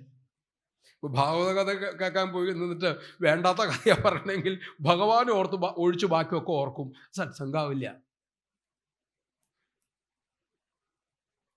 ഇല്ലേ? വില കുറഞ്ഞ തമാശകളും അതും ഇതൊക്കെ പറയുമ്പം അത് സത്സംഗാവുന്നില്ല. മറിച്ച് ചൈതന്യ മഹാപ്രഭു നവദ്വീപിലൂടെ പോകുമ്പോൾ എടയ്ക്ക കൊട്ടുന്ന ശബ്ദം കേട്ടു. അദ്ദേഹം സമാധിസ്ഥനായി. എന്തു പറ്റിയെന്ന് വെച്ചു, ആ ഇടയ്ക്ക ഉണ്ടാക്കിയത് ഏതോ പശുവിൻ്റെ അകിട്ടിലെ തൊലി കൊണ്ടാണ്. പശു എൻ്റെ കണ്ണൻ്റെ കൂട്ടുകാരനല്ലേ. ആ പശുവിനെ ഓർത്തപ്പോൾ എന്ത് വന്നു? ആ പശുവിനെ ഓർമ്മ വന്നു. പശുവിനെ ഓർമ്മ വന്നപ്പോൾ ആരെ ഓർമ്മ വന്നു? ഗോപാലിന് ഓർമ്മ വന്നു, ഭഗവാന് ഓർമ്മ വന്നു, സമാധിസ്ഥനായി. അപ്പം ആ ഇടയ്ക്കയുടെ ശബ്ദം എന്തായി? സത്സംഗമായി. ശ്രീരാമകൃഷ്ണനെ കാഴ്ചമംഗളം കാണിക്കാൻ കൊണ്ടുപോയി. സിംഹത്തിൻ്റെ മുമ്പിൽ ചെന്നപ്പോൾ എന്തായി? ഇതേ സമാധിയായി. പിന്നെ എടുത്തോണ്ടാ പോരുന്നത് ഇങ്ങോട്ട്. എന്താ പറ്റിയെന്ന് വെച്ചു. നമ്മൾ ചെല്ലുമ്പം നമ്മുടെ സ്വഭാവം അറിയാണ്ട് അവിടെ എഴുതി വെച്ചിട്ടുണ്ട്, കമ്പിടരുത്, കോലിടരുത്, കല്ലെറിയരുത്, അല്ലേ? മൃഗങ്ങളുടെ മുമ്പിൽ എഴുതി വെച്ചിട്ടുണ്ട്. ശ്രീരാമകൃഷ്ണനോട് ചോദിച്ചു, പറഞ്ഞു, ആ സിംഹത്തെ കണ്ടപ്പോൾ സിംഹവാഹിനിയായ എൻ്റെ അമ്മയുടെ ഓർമ്മ വന്നു. ദേവ്യോപാസനാണല്ലോ. അമ്മ സിംഹത്തിൻ്റെ മുകളിലല്ലേ ഇരിക്കുന്നത്. സിംഹവാഹിനിയായ എൻ്റെ അമ്മയെ ഞാൻ അവിടെ ദർശിച്ചു, സമാധിസ്നായി പോവായിരുന്നു. അത് സത്സംഗമാണ്. അപ്പോൾ സത്സംഗം എന്ന് പറഞ്ഞാൽ ഇന്ന് നമുക്ക് സ്വീകരിക്കാൻ പറ്റുന്ന സത്സംഗം ഇമ്മാതിരി ഗ്രന്ഥങ്ങളാണ്. കാരണം വന്നേക്കണവൻ സത്താണോ അസത്താണോ നമ്മൾ തിരിച്ചറിയുമ്പോഴത്തേക്കും പിറ്റേ ദിവസം പത്രത്തിൽ വാർത്തരും അവനെ പിടിച്ചകത്തിട്ടേക്കുക എന്ന്. ശ്രീശങ്കരൻ്റെ കാലം മുതൽ ജഡിലോ മുണ്ടി ലുഞ്ചിത കേശ കാഷായാംബര ബഹുകൃത വേഷക പശ്യന്യവിജന പശ്യതി ലോകെ ഉദരനിമിത്തം ബഹുകൃത വേഷം. തിരുവനന്തപുരത്തൊരു സ്വാമിയുടെ ആശ്രമം രാത്രി കത്തി എന്നൊക്കെ പറഞ്ഞ് കേട്ടിട്ടില്ലേ നമ്മൾ, അല്ലേ? അപ്പൊ TV സ്വാമിമാരൊക്കെ അതൊക്കെ എന്താ? ഇതൊന്നും സത്സംഗത്തിൽ പെടുന്നില്ല. ഇന്ന് നമുക്ക് വിശ്വസിക്കാവുന്ന ഏറ്റവും നല്ല സത്സംഗം ഗ്രന്ഥങ്ങളാണ്, സദ്ഗ്രന്ഥങ്ങളാണ്. അതിനെ ആശ്രയിച്ചാൽ ആ ഗ്രന്ഥം തന്നെ, ഇത് ഈശ്വരൻ്റെ ഗ്രന്ഥാവതാരമാണ്. അത് നമ്മളെ എവിടെ എത്തിക്കും? യഥാർത്ഥ സദ്ഗുരുവിൽ. നമുക്ക് വേണ്ടതാണെങ്കിൽ ഭഗവാൻ സ്വയമേവ എത്തിക്കും. ഇവിടെ അതുകൊണ്ട് പറഞ്ഞു, അതുകൊണ്ട് മനുഷ്യർക്ക് ഏറ്റവും വിലപ്പെട്ടത് എന്താണ്? സത്സംഗമാണ്. ചൈതന്യ മഹാപ്രഭുവിൻ്റെ ജീവിതത്തിലുണ്ടായ ഒരു ചെറിയ സംഭവം പറയാം, സത്സംഗത്തിൻ്റെ മഹാത്മ്യം. ശ്രീമദ് ഭാഗവതം മുഴുവൻ സത്സംഗമായുണ്ട്. ഒരിക്കൽ അദ്ദേഹം നാമം ജപിച്ച് കടലിലേക്ക് ഇറങ്ങിപ്പോയി, അറിഞ്ഞില്ല. 1-2 ദിവസം കഴിഞ്ഞിട്ട് അദ്ദേഹത്തിന് മുക്കുവൻ്റെ വലയിൽ കിടന്ന് കിട്ടി. ഇതൊക്കെ പറയുമ്പോൾ ചോദിക്കും, ഇതൊക്കെ ഇങ്ങനെ പൊട്ടത്തരം പറയാമോ എന്ന്. ഇവിടെ ഒരു പ്രഭാകര സദ്യയുണ്ട്, കോട്ടയത്തുണ്ടായിരുന്ന ആളാണ്. അത് ഇടയ്ക്കിടയ്ക്ക് സമാധിയായെന്ന് കേൾക്കാം, പിന്നെ കാണുകയും ചെയ്യാം. കായംകുളം പോലീസ് സ്റ്റേഷനിൽ അദ്ദേഹത്തിൻ്റെ ഒരു കേസ് രജിസ്റ്റർ ഇപ്പോഴും കിടപ്പുണ്ട്, എഴുതിയുള്ള. അതൊരു 10-200 വർഷം കണ്ടായി ആ കേസ് രജിസ്റ്റർ ചെയ്തിട്ട്, വർഷങ്ങളായി. ഇവിടെ അത്ര അറിയുമോ എനിക്കറിയില്ല. പ്രഭാകര സിദ്ധികളുടെ ഒരു 4-5 വർഷം മുമ്പ് അമൃതാശുപത്രിയിൽ അദ്ദേഹത്തെ അഡ്മിറ്റ് ചെയ്തിട്ടുണ്ടായിരുന്നു. ഞാൻ ഒന്ന് പോയി കണ്ടതാണ്. സംസാരിക്കാനൊന്നും പറ്റിയില്ല. അദ്ദേഹത്തിൻ്റെ കണക്കും പ്രകാരം അദ്ദേഹം നമ്മുടെ ഒരു സംവിധായകൻ അരവിന്ദനെ കേട്ടിട്ടുണ്ട്. അപ്പോൾ അദ്ദേഹം പറഞ്ഞിട്ടുണ്ട്, എൻ്റെ അച്ഛൻ്റെ മടിയിരുന്ന് എൻ്റെ അച്ഛൻ പ്രഭാരതികളെ കാണിച്ചു തന്നിട്ടുണ്ട്. എൻ്റെ അച്ഛൻ പറഞ്ഞിട്ടുണ്ട് അദ്ദേഹത്തിൻ്റെ മുത്തശ്ശൻ്റെ മടിയിരുന്ന് ഇദ്ദേഹത്തെ കണ്ടിട്ടുണ്ടെന്ന്. ഇതൊന്നും കെട്ടുകഥകളല്ല, ഇവരൊന്നും നിയമത്തിനപ്പുറം നിൽക്കുന്നവരാ. നമുക്ക് യോഗം ഉണ്ടെങ്കിൽ അവരെ കാണാൻ തിരിച്ചറിയാം. പ്രത്യേകിച്ച് ഹിമാലയ ഭാഗങ്ങളിലും അതുപോലെ തന്നെ തിരുവണ്ണാമലയിലൊക്കെ കാണാം. കേരളത്തിലുണ്ട് പലയിടത്തും. അത് പറഞ്ഞ് നമ്മൾ വിഷയം അങ്ങോട്ട് പോകും. അതുകൊണ്ട് നമുക്ക് നിൽക്കാം. ഇവിടെ ചൈതന്യ മഹാപ്രഭു നാമം ചോദിച്ച് കടലിലേക്ക് ഇറങ്ങിപ്പോയി. 2 ദിവസം കഴിഞ്ഞ് വലയിട്ട ഏതോ ഒരു മുക്കുവൻ്റെ വലയിൽ ഇങ്ങനെ കുടുങ്ങി വലിച്ചു കയറ്റി. സുന്ദരനാണ്, ശ്രീകൃഷ്ണൻ്റെ അവതാരമാണെന്ന് പറയുന്നത്. ശ്രീകൃഷ്ണൻ കറുത്തിട്ടത്തെ സൗന്ദര്യമായിരുന്നു, ഇദ്ദേഹം വെളുത്തിട്ടുമായിരുന്നു. അപ്പം എന്താ ആലോചിച്ച് നോക്കൂ, ഗൗരാംഗൻ എന്നാ വിളിക്കണേ. ശ്രീകൃഷ്ണൻ കറുത്ത സുന്ദരനാണ് ശ്രീകൃഷ്ണൻ, അല്ലേ? ഇദ്ദേഹം വെളുത്തിട്ട ശ്രീകൃഷ്ണൻ്റെ അവതാരമായിട്ടാണ് ഇസ്കോൺ എന്ന് കേട്ടിട്ടില്ലേ, ആ പ്രസ്ഥാനത്തിൻ്റെ. അപ്പോൾ ചൈതന്യ മഹാപ്രഭു പിന്നെ കരയ്ക്ക് കയറ്റി കുറെ കഴിഞ്ഞപ്പം ഈ മുക്കുവൻ ഇങ്ങനെ വലയിൽ നിർത്തു. അത്ഭുതപ്പെടുത്തേ എഴുന്നേറ്റു. ഓ, അങ്ങ് എന്നെ രക്ഷിച്ചല്ലോ എന്ന് കെട്ടി ഒരു പിടുത്തം അങ്ങ് പിടിച്ചു. ഈ കെട്ടിപ്പിടിച്ചോടി ഈ ഇദ്ദേഹത്തിൻ്റെ ആനന്ദം ഈ മുക്കുവിന് കിട്ടി. മുക്കുവിനങ്ങ് സന്തോഷിച്ചു. വലയും താഴിട്ട് മീനും താഴിട്ട് പിള്ളേർ നേരെ വീട്ടിലേക്ക് വന്നു. ഭാര്യയൊക്കെ കൈയും വീശി ഒരാൾ വരുന്നു. സാധാരണ വാട്ടീസൊക്കെ അടിച്ച് വന്ന ആദ്യം 2-3 ചെണ്ടയ്ക്ക് 2 കൊട്ടൊക്കെ കൊടുക്കും, ഭാര്യയെ ചെണ്ടയാക്കിയിട്ട്. അതിപ്പോൾ അതുപോലെ കിട്ടില്ല, ഇവർക്കും മനപ്രയാസമാണ്. ഇങ്ങനെ ചിരിച്ച് മൂല ഒന്നിങ്ങനെ ഇരിക്കുകയാണ്. അപ്പോൾ ഇന്നെന്ത് പറ്റി നിങ്ങൾക്ക്? ഉത്തരവില്ല, ആനന്ദിച്ചിങ്ങനെ ഇരിക്കുക. കുറെ കഴിയുമ്പോൾ ഇവർക്ക് വിഷമം, ഇങ്ങനെക്കെന്തോ സൂക്കേട് പിടിച്ചു എന്ന് വിചാരിച്ചു. വലയില്ല, മത്സ്യമില്ല, തന്നെ തല്ലണവുമില്ല. ചിരിച്ചുകൊണ്ടിരിക്കണം. ഇവരിറങ്ങി കടത്തീരത്തി വന്നു. സുഹൃത്തുക്കളെ കണ്ട പറഞ്ഞു, ആ വലയിൽ ഒരു വെളുത്ത ആളെ കിട്ടി, അങ്ങേര് കെട്ടിപ്പിടിക്കുന്നുണ്ട്, ഇവൻ വലയിട്ട് പോകണമുണ്ട്, ഞങ്ങൾ പിടിച്ചിട്ട് കിട്ടില്ല. അങ്ങേരെന്താ എങ്ങടാ പോയെ? ആ വഴിക്കാ പോയെന്ന് പറഞ്ഞു. ഈ അമ്മ ഇവരെ തപ്പി നടക്കുക. ഇത് എന്തെങ്കിലും ഒരിക്കൽ നടന്ന സംഭവം അല്ലാട്ടോ ഒക്കെ. ഇന്ന് ഈ ചൈതന്യ മഹാപ്രഭു കേരളത്തിൽ വന്നിട്ടുണ്ട്. അങ്ങനെ ചൈതന്യ മഹാപ്രഭുവിനെ അന്വേഷിച്ച് ചെന്നപ്പോൾ അദ്ദേഹം ഒരു കടത്തീരത്ത് കുറച്ചൊഴിഞ്ഞൊരു ഭാഗത്ത് ഒരു പൂവരച്ച മരം, വലിയ മരം, അതിൻ്റെ ചുവട്ടിൽ ഇങ്ങനെ കടലിലേക്ക് ഇങ്ങനെ ആനന്ദിച്ച് ഇങ്ങനെ ഇരിക്കുക. ചെന്നിട്ട് പറഞ്ഞു, എൻ്റെ ഭർത്താവിനോട് ഈ ചതി ചെയ്യണ്ടായിരുന്നു, എന്താ അങ്ങ് തൊട്ടു എന്നാ പറഞ്ഞപ്പോൾ സൂക്കേട് പിടിച്ചിരിക്കാൻ, എന്താ പറ്റി? ചിരിച്ചോണ്ടിരിക്കുക. അപ്പൊ അദ്ദേഹം പറഞ്ഞു, അതേ ശ്രീകൃഷ്ണൻ അദ്ദേഹത്തെ അനുഗ്രഹിച്ചതാ, മഹാഭാഗ്യാണ്, നിങ്ങൾ സന്തുഷ്ടയായിരിക്കൂ, ഒന്നും വേണ്ട, അദ്ദേഹത്തിൻ്റെ അസുഖത്തോടൊന്ന് മാറിയാൽ മതി, എനിക്ക് ഇടയ്ക്ക് തല്ലും കിട്ടണം, അങ്ങനെ ബഹളം ഉണ്ടാക്കണം, മീനും പിടിച്ചോണ്ടും കാശും കിട്ടണം. ചൈതന്യ മഹാപ്രഭു ദുഃഖിച്ചു. കാരണം ഒരു സുഹൃതം പോണ വഴിയേ ഒരു കാര്യം ചെയ്യൂ, 6 പിശുക്കന്മാരുടെ വീട്ടിൽ ചെന്നിട്ട് യാചിച്ച് ധാന്യങ്ങൾ മേടിക്കുക, എന്നിട്ട് അത് പാചകം ചെയ്ത് ഇദ്ദേഹത്തിന് ഭക്ഷണം കൊടുക്കുക. അപ്പോൾ ഇവൻ്റെ പ്രാക്കുണ്ടാവും അതിൻ്റെ അകത്തെ, ഈ ചാപ്പാടില്ലേ. അത് കഴിയുമ്പോൾ ഈ കിട്ടിയ ആ സത്വഗുണം അങ്ങോട്ട് കെട്ടടങ്ങിക്കോളും, പഴയ പോലെ ആയിക്കോളും. 6 പിശുക്കൻ്റെ വീട്ടിൽ അവൻ കൊടുക്കുമോ? അവൻ്റെ വീട്ടിൽ ചോദിച്ചാലോ ഇനി കൊടുത്ത ചീത്ത പറഞ്ഞല്ലേ കൊടുക്കുള്ളൂ. ആണ് ആഹാരവും മനസ്സും തമ്മിലുള്ള ബന്ധം. അങ്ങനെ അതുകൊണ്ട് പാകപ്പെടുത്തി കൊടുത്ത് ഇങ്ങനെ പഴയ അവസ്ഥയിലായി. ചങ്ങരം പിന്നെ എന്നെ മറ്റേ എലി, പിന്നെ പൂലിയായിട്ട്, പിന്നെ എലിയായി, മൂഷിയസ്ത്രീ പിന്നെയും ഇതായി എന്ന് പറയല്ലേ, മൂഷികനായി എന്ന് പറഞ്ഞ പോലെയായി. നോക്കൂ, ഒരു സ്പർശം, ഒരു സത്തിൻ്റെ സ്പർശം എന്തായി? ഒരു ദുർജനത്തിൻ്റെ കയ്യിൽ നിന്നും കിട്ടിയ സാധനം സ്പർശിച്ചപ്പോൾ എന്താ അധപതനം ഉണ്ടായി? അതാണ് ഇദ്ദേഹം പറഞ്ഞത്. എന്താണ്? അയം ഹി പരമോ ലാഭം, പരമമായ ലാഭമാണ്. ഈ സപ്താഹം കഴിഞ്ഞ് പോകുമ്പം ഒരു ഭാഗവതവും മേടിച്ച്, അത് കിളിപ്പാട്ടായാലും കുഴപ്പമില്ല, മൂലായാലും കുഴപ്പമില്ല, എന്നും ഒരു പേജെങ്കിലും വായിക്കുക. അതിനേക്കാളും വലിയ മഹത്തായ സത്സംഗം ഇല്ല. അതുകൊണ്ട് നമുക്ക് പോയി കാണാം എന്ന് പറഞ്ഞ് ഭഗവാൻ അദ്ദേഹത്തെ കണ്ടു, സംസാരിച്ചു. അത് ഇദ്ദേഹം മുമ്പിൽ വന്ന് നിന്നപ്പോൾ ഭഗവാൻ ഇദ്ദേഹം കണ്ണു തുറന്ന് നോക്കുന്നില്ല. പെട്ടെന്ന് ഇദ്ദേഹത്തിൻ്റെ ഉള്ളിലുണ്ടായിരുന്ന ആ ഈശ്വര സ്വരൂപം അങ്ങോട്ട് പോയിട്ട് ഇദ്ദേഹം നോക്കുമ്പോൾ, മാർക്കണ്ഡേയൻ കണ്ണു തുറക്കാതിരുന്നപ്പോൾ ഭഗവാന് മനസ്സിലായി ഇദ്ദേഹം ആനന്ദത്തിലിരിക്കുക. അദ്ദേഹം ഈ എന്താ ഒരു തുളയ്ക്കകത്തോടെ കാറ്റെങ്ങനെ അകത്ത് കയറുന്നുവോ അതുപോലെ ശ്രീപരമേശ്വരൻ അങ്ങോട്ട് കയറി ഇദ്ദേഹത്തിൻ്റെ ഹൃദയാകാശത്തിലേക്ക് അങ്ങോട്ട് പ്രവേശിച്ചു. പിന്നെ ഇദ്ദേഹം കാണുന്നത് ഇതാണ്.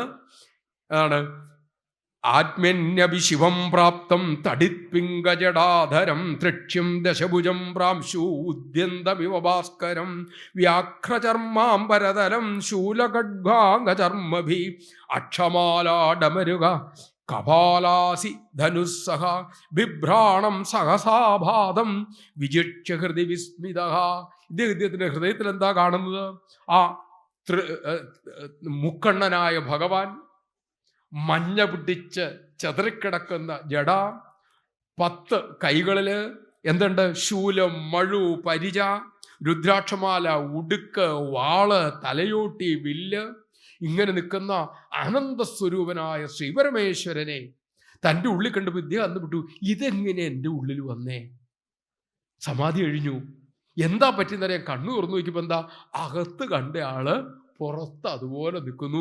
വേറെ ചിലരുമുണ്ട്, പാർവതീദേവിയുണ്ട്, മറ്റേ രുദ്രഗണങ്ങളുണ്ട്. മുനി അത്ഭുതത്തോടെ അദ്ദേഹത്തെ വന്ദിച്ചു, നമസ്കരിച്ചു. ഭഗവാനെ, ഇതിൽ കൂടുതൽ ഭാഗ്യം എനിക്ക് എന്താണ് കിട്ടാനുള്ളത് എന്ന് ഇരിക്കാൻ ഇടപ്പഴം കൊടുത്തു, പാദ്യം കൊടുത്തു, അർഘ്യം കൊടുത്തു, പൂമാല ഇട്ടു, ഗന്ധം പുകച്ചു, ധൂപം, ദീപം ഇവകളെല്ലാം ഭഗവാനെ അദ്ദേഹം ആരാധിച്ചു. പിന്നീട് അദ്ദേഹം ഭഗവാനെ പ്രാർത്ഥിക്കുകയാണ്. നമഃശിവായ ശാന്തായ സത്വായ പ്രമൃടായ ച രജോജുഷേപ്യഘോരായ നമസ്തുഭ്യം തമോജുഷേ. ഭഗവാനെ, അവിടത്തേക്ക് ഈ ത്രിഗുണങ്ങളിലെ സത്വഗുണത്തിൻ്റെയും രജോഗുണത്തിൻ്റെയും തമോ ഗുണത്തിൻ്റെയും ബാധയൊന്നുമില്ലല്ലോ.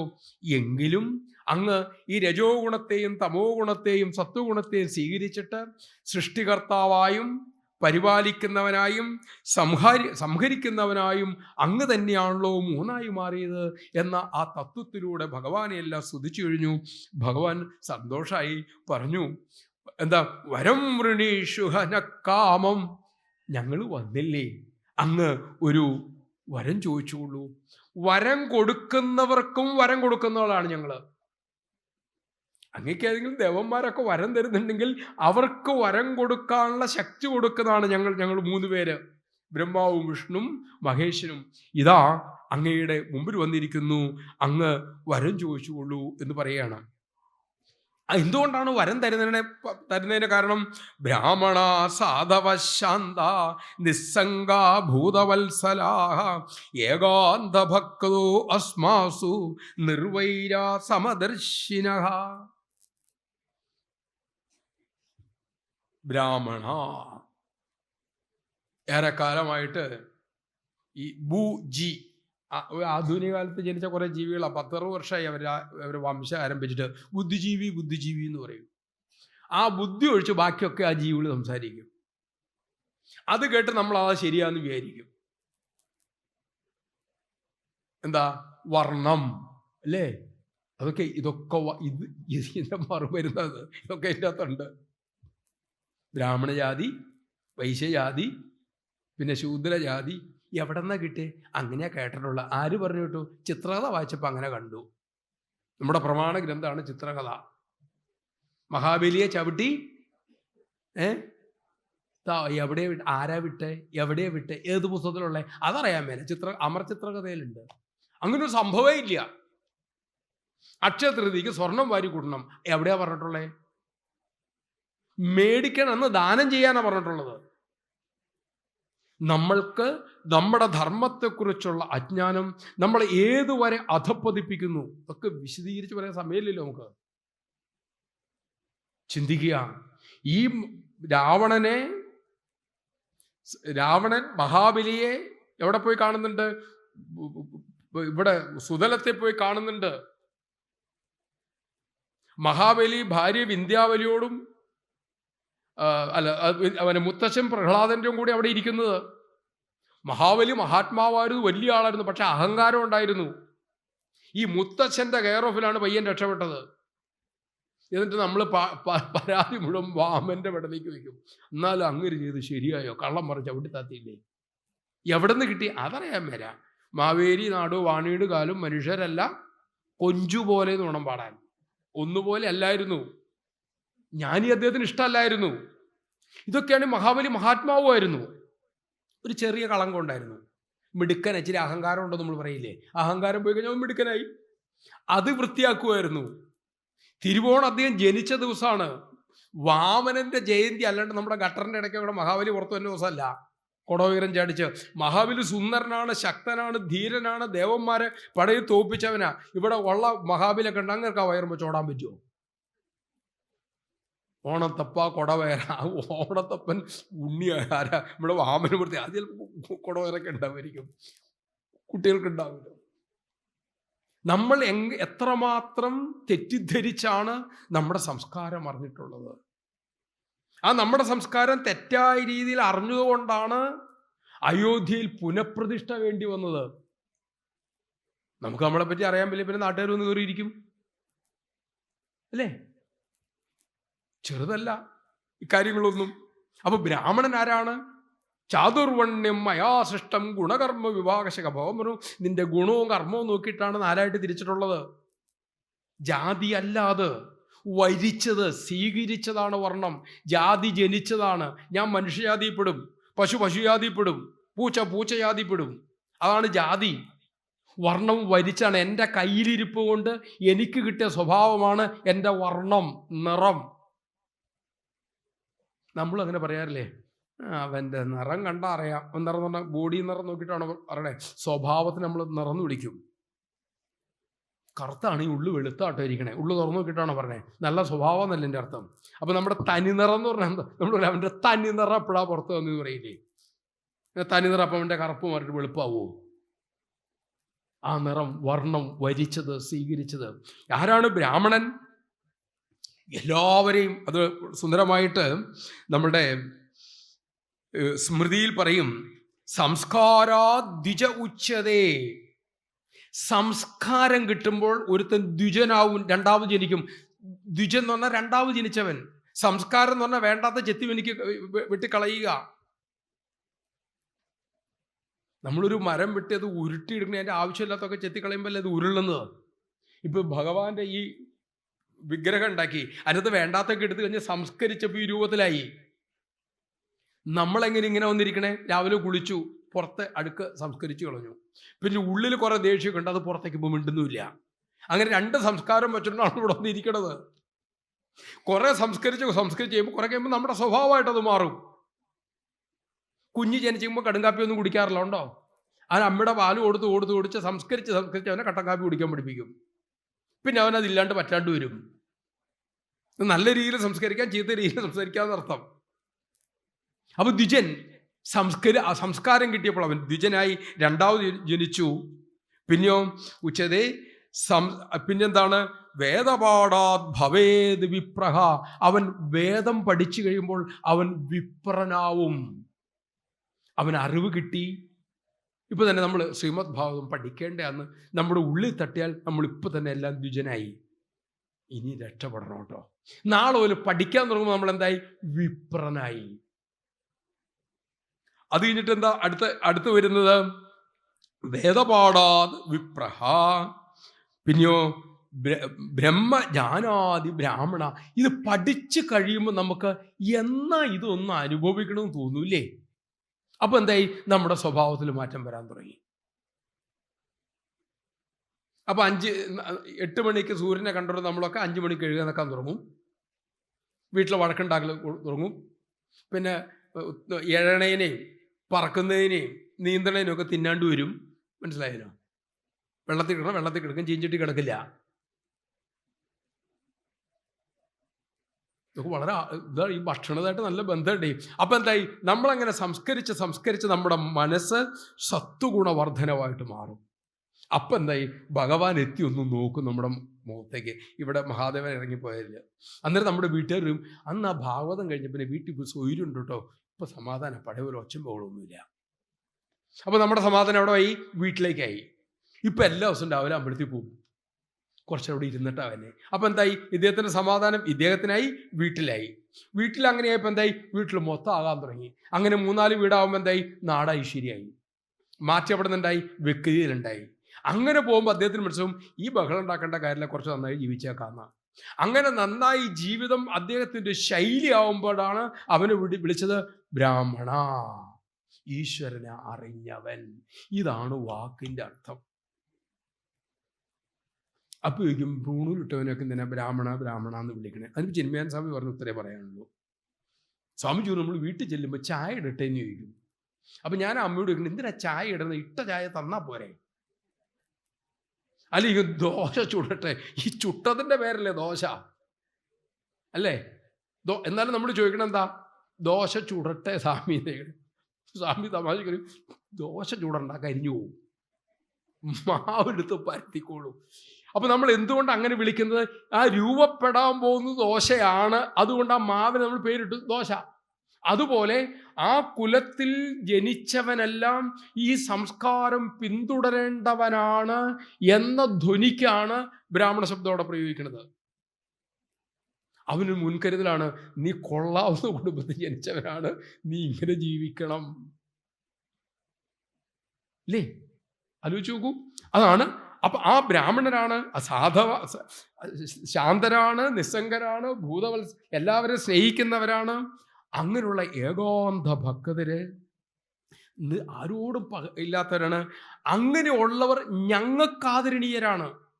ശ്രീകൃഷ്ണഭഗവാൻ പറയും, ഉദ്ധവരെ, ഞാനും അങ്ങും തമ്മിൽ അണുവിട വ്യത്യാസമില്ല. സാക്ഷാൽ ലക്ഷ്മി ദേവിയേക്കാൾ പ്രിയങ്കരനാണ് അങ്ങ് എനിക്ക്. ലക്ഷ്മി ദേവി കേട്ടാലുള്ള അവസ്ഥ ആലോചിക്കുക. 24 മണിക്കൂർ അവർ ഒന്നിച്ച. എൻ്റെ ഉദ്ധവരോട് സ്വകാര്യത്തിൽ പറയാണ്, എനിക്ക് ഏറ്റവും ഇഷ്ടം ഉദ്ധവരെയാ, ലക്ഷ്മിയോട് അത്ര ഇല്ല. ഭാഗവതി പറഞ്ഞിട്ടുള്ളതാണ്. ഈ ഭക്തന്മാരുടെ പാദത്തിലുള്ള പൊടിയെടുത്ത് തൊട്ടിട്ടാണ് ഞാൻ ശുദ്ധനായത്. ഭഗവാൻ ഭക്തന്, ഉത്തമ ഭക്തന് കൊടുക്കുന്ന സ്ഥാനം. അതിൻ്റെ അർത്ഥം എന്താ? നമ്മൾ എങ്ങനെ വേണം മഹാത്മാക്കളെ ആദരിക്കാൻ? കാരണം അവര് ചലിക്കുന്ന ശ്രീകോവിലാണ്. അത് നമുക്ക് ഈ 10-30 വർഷം മുമ്പ് അത്ര ആയിട്ടില്ല, വള്ളിയൂരിൽ നമ്മൾ കണ്ടിട്ടുണ്ട്. അവസാന ഘട്ടമാകുമ്പോഴത്തേക്കും തിരുമേനിയുടെ മരണത്തിൻ്റെ അന്ത്യരിക്കുന്നതിൻ്റെ ഒരു 3-4 മാസം മുമ്പ് ഗണപതിന് അവിടെ വലിയ ക്യൂ കാണാം. തിരുമേനെ തൊഴാൻ അതിനേക്കാളും നീണ്ട ക്യൂ കാണാം. ഗണപതിയുടെ അടുത്ത് 100 പേരാക്കണേ, തിരുമേനെ കാണാൻ 150 പേരുപ്പുണ്ട്. ഇതെന്താ പരിപാടി? അവിടെ ഗണപതി ഒറ്റയ്ക്ക് ഇരിക്കണു, ഇവിടെ ഗണപതിയെ വച്ചുകൊണ്ട് തിരുമേനി ഇരിക്കണു. മനസ്സിലായാലോ? മറ്റേ ഗണപതി അവരോട് ഒറ്റയ്ക്ക് ഇരിക്കുക, ഇന്ന് തിരുമേനിക്ക് അവിടെ കയറി ഇരിക്കാൻ പറ്റില്ലല്ലോ. ഇവിടെ തിരുമേനി എവിടെ ഇരിക്കണത്? ഗണപതിയും വച്ചുകൊണ്ടിരിക്കുക. അപ്പൊ ആരാ വലിയ ആള്? തിരുമേനിയല്ലേ. മറ്റേ ഗണപതി അവനോട് ഒറ്റയ്ക്ക് ഇരിക്കണേ, ഇത് ഗണപതിയും വച്ചു. അപ്പൊ മഹാത്മാക്കൾ എന്ന് പറയുന്നത് ചലിക്കുന്ന ശ്രീകോവിലാണ്, ഈശ്വരന്റെ ചലിക്കുന്ന ശ്രീകോവിലുകളാണ്. അതുകൊണ്ടാണ് അങ്ങേപ്പോലുള്ള ബ്രാഹ്മണരെ ഞങ്ങൾ വണങ്ങുന്നത്, ഉപാസിക്കുന്നത് എന്ന് കാണുന്നു. കാരണം എന്നിൽ, വിഷ്ണുവിൽ, ബ്രഹ്മാവിൽ അങ്ങ് ഭേദബുദ്ധി കാണുന്നില്ല. നമുക്കൊരിക്കലും എന്തുണ്ടാവരുത്, വിഷ്ണു ആളുന്നത് അല്ലെങ്കിൽ ചോറ്റാനിക്കമ്മ അങ്ങനെ അവിടെ അമ്മ ആ വേഷത്തിരിക്കുന്നു, ഇവിടെ ഭഗവാൻ ഈ വേഷത്തിരിക്കുന്നു. എന്നാലും ഉള്ളിൽ നമുക്കൊരു ശങ്ക ഉണ്ടാവും. അപ്പോൾ ഭഗവാൻ പറയും, ഇത് ഒന്നാന്ന് പറഞ്ഞിട്ട് എൻ്റെ ഉള്ളിൽ കിടന്ന് എന്നെ എന്തിനെങ്ങനെ കഷ്ടപ്പെടുത്തുന്നതെന്ന് അങ്ങോട്ട് ചോദിക്കണം. ഇതിന് ഭേദബുദ്ധി എന്ന് പറയും. അത് ക്രമേണ അറിവ് ഉറക്കും തോറും ഈശ്വരൻ തന്നെ തൂത്ത് കളഞ്ഞോളും. പക്ഷെ ഉള്ളാലെ അറിഞ്ഞിരിക്കണം എന്താണ്, ഇതെല്ലാം ഒന്നാണ്. എന്തെങ്കിലും ഒരിക്കൽ നമുക്കത് അനുഭവത്തിൽ വരികയും ചെയ്യും. ആ കാര്യത്തിൽ സംശയമില്ല. അപ്പം എന്ന് പറഞ്ഞു കേട്ടോ, മാർക്കണ്ഡേയനോട് ഭഗവാൻ പറഞ്ഞിട്ട് തീർന്നില്ല. തീർത്ഥങ്ങളിൽ പോകാം, ക്ഷേത്രങ്ങളിൽ പോകാം, അവിടെയൊക്കെ ചെന്ന് തീർത്ഥത്തിൽ കുളിക്കാം, ക്ഷേത്രത്തിൽ തൊഴാം, തീർച്ചയായിട്ടും ശുദ്ധിയാവും. പക്ഷെ എത്ര കാലത്ത് അധ്വാനം വേണം? ഒന്ന് പോയി തൊഴുത് നമ്മൾ ശുദ്ധിയാവാറുണ്ടോ? ഗംഗയിൽ പോയി ഒന്ന് കുളിച്ചാൽ മതി എന്ന് പറഞ്ഞു. നമ്മൾ എത്ര കുളിച്ചു അവിടെ നിന്ന് ഗംഗാ തീർത്ഥവും വീട്ടിൽ കുളിച്ച് ഇന്ന് സേവിക്കുന്നുണ്ട്, ഞാൻ കഴിക്കാറുണ്ട്. എന്നിട്ട് നമ്മൾ അങ്ങനെ വൃത്തിയാവുള്ള, വൃത്തിയായതുകൊണ്ട് ലക്ഷണം എന്താ അറിയോ? നമ്മുടെ ഉള്ളിൽ വിഷമം ഉണ്ടാവില്ല, ആരോടും ദേഷ്യവും ഉണ്ടാവില്ല. ഇപ്പം ഇവിടെ കയറുന്ന ഗംഭീരമായിട്ടൊക്കെ എല്ലാവരും സ്നേഹിക്കാൻ പറയും. പക്ഷെ വീട്ടിൽ ചെല്ലുമ്പോൾ വേണ്ടപ്പെട്ടവരുടെ കയർക്കുമ്പോഴും നമുക്ക് ദേഷ്യം വരും. അപ്പം അതിൻ്റെ അകത്ത് എന്താ? ഉള്ളി ചെളിയുള്ളത് കൊണ്ടാണതേ, അഴുക്കുള്ളത് കൊണ്ടാണ്, അല്ലേ? അതാണ് സത്സായി പറയും, വേദിയിൽ ഹീറോ, വീട്ടിൽ സീറോ. സാർ നീ നീ ഹീറോയാവാൻ ഒറ്റ വഴിയുള്ളൂ. സീറോയുടെ ഇപ്പോൾ ഒന്ന് നിർത്തുക. ഒന്നെന്ന് പറഞ്ഞാൽ ഈശ്വരൻ, ഈശ്വരനെ. അപ്പോൾ ഒന്നിട്ട് ഒരു പൂജ്യം ഇട്ടാൽ 10, ഒരു പൂജ്യം ഇട്ടാൽ 100. എത്ര പൂജ്യം ഇട്ടാൽ എന്തായി വില കൂടുകയുള്ളൂ. ആ ഒന്നെന്ന് പറഞ്ഞത് ഈശ്വരൻ. ഞാനാണ് ഹീറോ, നീ സീറോയാണ്, നീ ആവുന്ന സീറോയോട് കൂടി എന്നെ ചേർത്ത് നിർത്തുക. വ്യക്തമായല്ലോ? അപ്പം ഈ ഭഗവാൻ മഹാദേവൻ പറയാണ്, ഈ തീർത്ഥങ്ങളോ ക്ഷേത്രങ്ങളോ ഒന്നും നിങ്ങളെപ്പോലെയുള്ളവരുടെ ദർശനം കൊണ്ട് കിട്ടുന്ന അത്ര ശുദ്ധി ഈ തീർത്ഥങ്ങൾക്കും ക്ഷേത്രങ്ങൾക്കും തരാൻ സാധ്യമല്ല. കാരണം നിങ്ങളുടെ ദർശനം കൊണ്ട് തന്നെ എന്താവുന്നു? പുനാതി ഭുവനത്രയം. ഭാവത്തിന്റെ മറ്റൊരു ഭാഗത്തിൽ പറയണയാണ്, 3 ലോകങ്ങളും പരമപവിത്രമായി തീരും. എന്നിട്ട് ഭഗവാൻ പറയണ, ബ്രാഹ്മണേഭ്യോ നമസ്യാമോ യേ സ്വദ്രൂപം ത്രയീമയം ബൃഭ്യത്യാത്മസമാധാന തപസ്വാധ്യായ സംയമൈ. ഈ യഥാർത്ഥ ബ്രാഹ്മണൻ തപസ്സുകൊണ്ട്, സംയമനം കൊണ്ട്, വേദം അനുഷ്ഠിച്ച് വേദസ്വരൂപമായിട്ട് ഇരിക്കുന്ന ആ ബ്രാഹ്മണനെ ഞങ്ങൾ നമസ്കരിക്കുന്നു. ബ്രഹ്മാവും വിഷ്ണു മഹേശ്വരനും നമസ്കരിക്കണു. ശ്രവണാത് ദർശനാദവി മഹാപാതകിനോപി വാ ശുദ്ധേരൻ അന്ത്യജശ്ചാവി കിമു സംഭാഷണാദിഭി. എന്തിന്?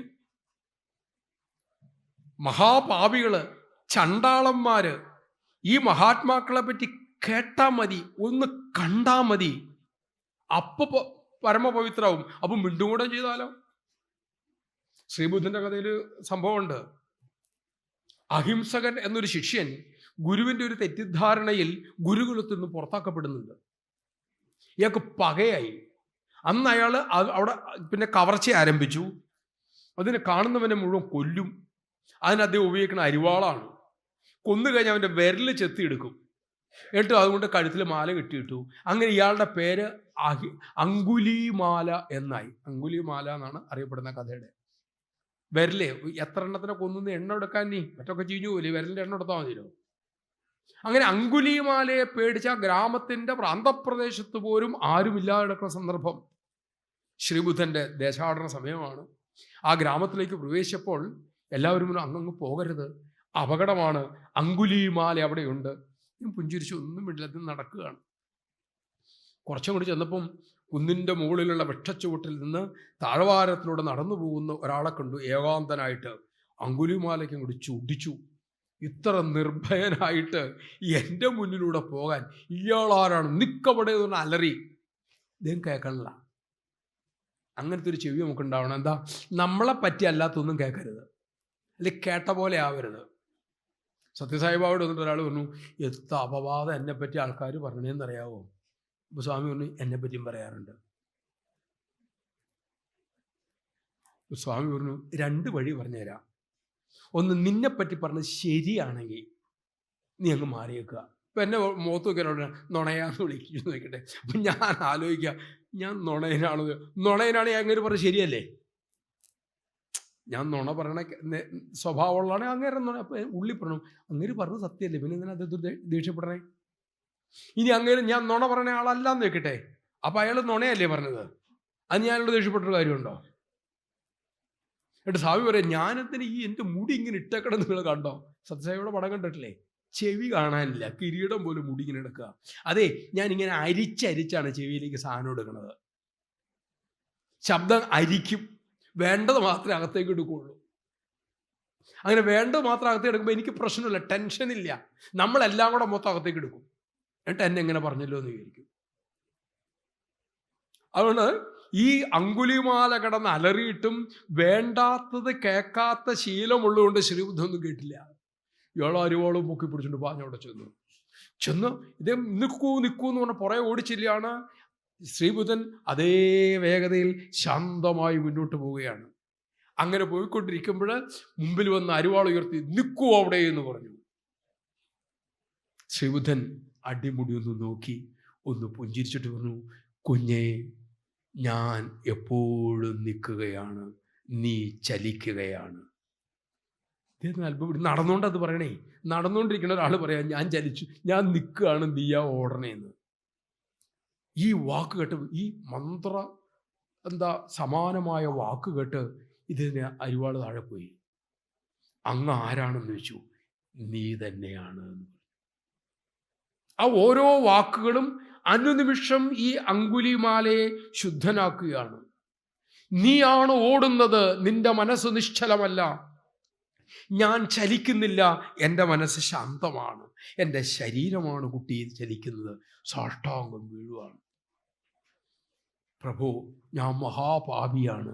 അല്ല, നിനക്ക് ചില തെറ്റുകൾ പറ്റിയിട്ടുണ്ട്, അത്രയേ ഉള്ളൂ. നീ പാപിയല്ല, എഴുന്നേക്കൂ, എൻ്റെ കൂടെ വരൂ. ഒരു മഹാത്മാവിൻ്റെ സാന്നിധ്യം, സംഭാഷണം. മഹാദേവൻ ചോദിച്ചതാണ്, കിം സംഭാഷണാധിപിഹി. അപ്പം നിങ്ങളെപ്പോലൊരു മിണ്ടിയിട്ടുണ്ടെങ്കിലോ?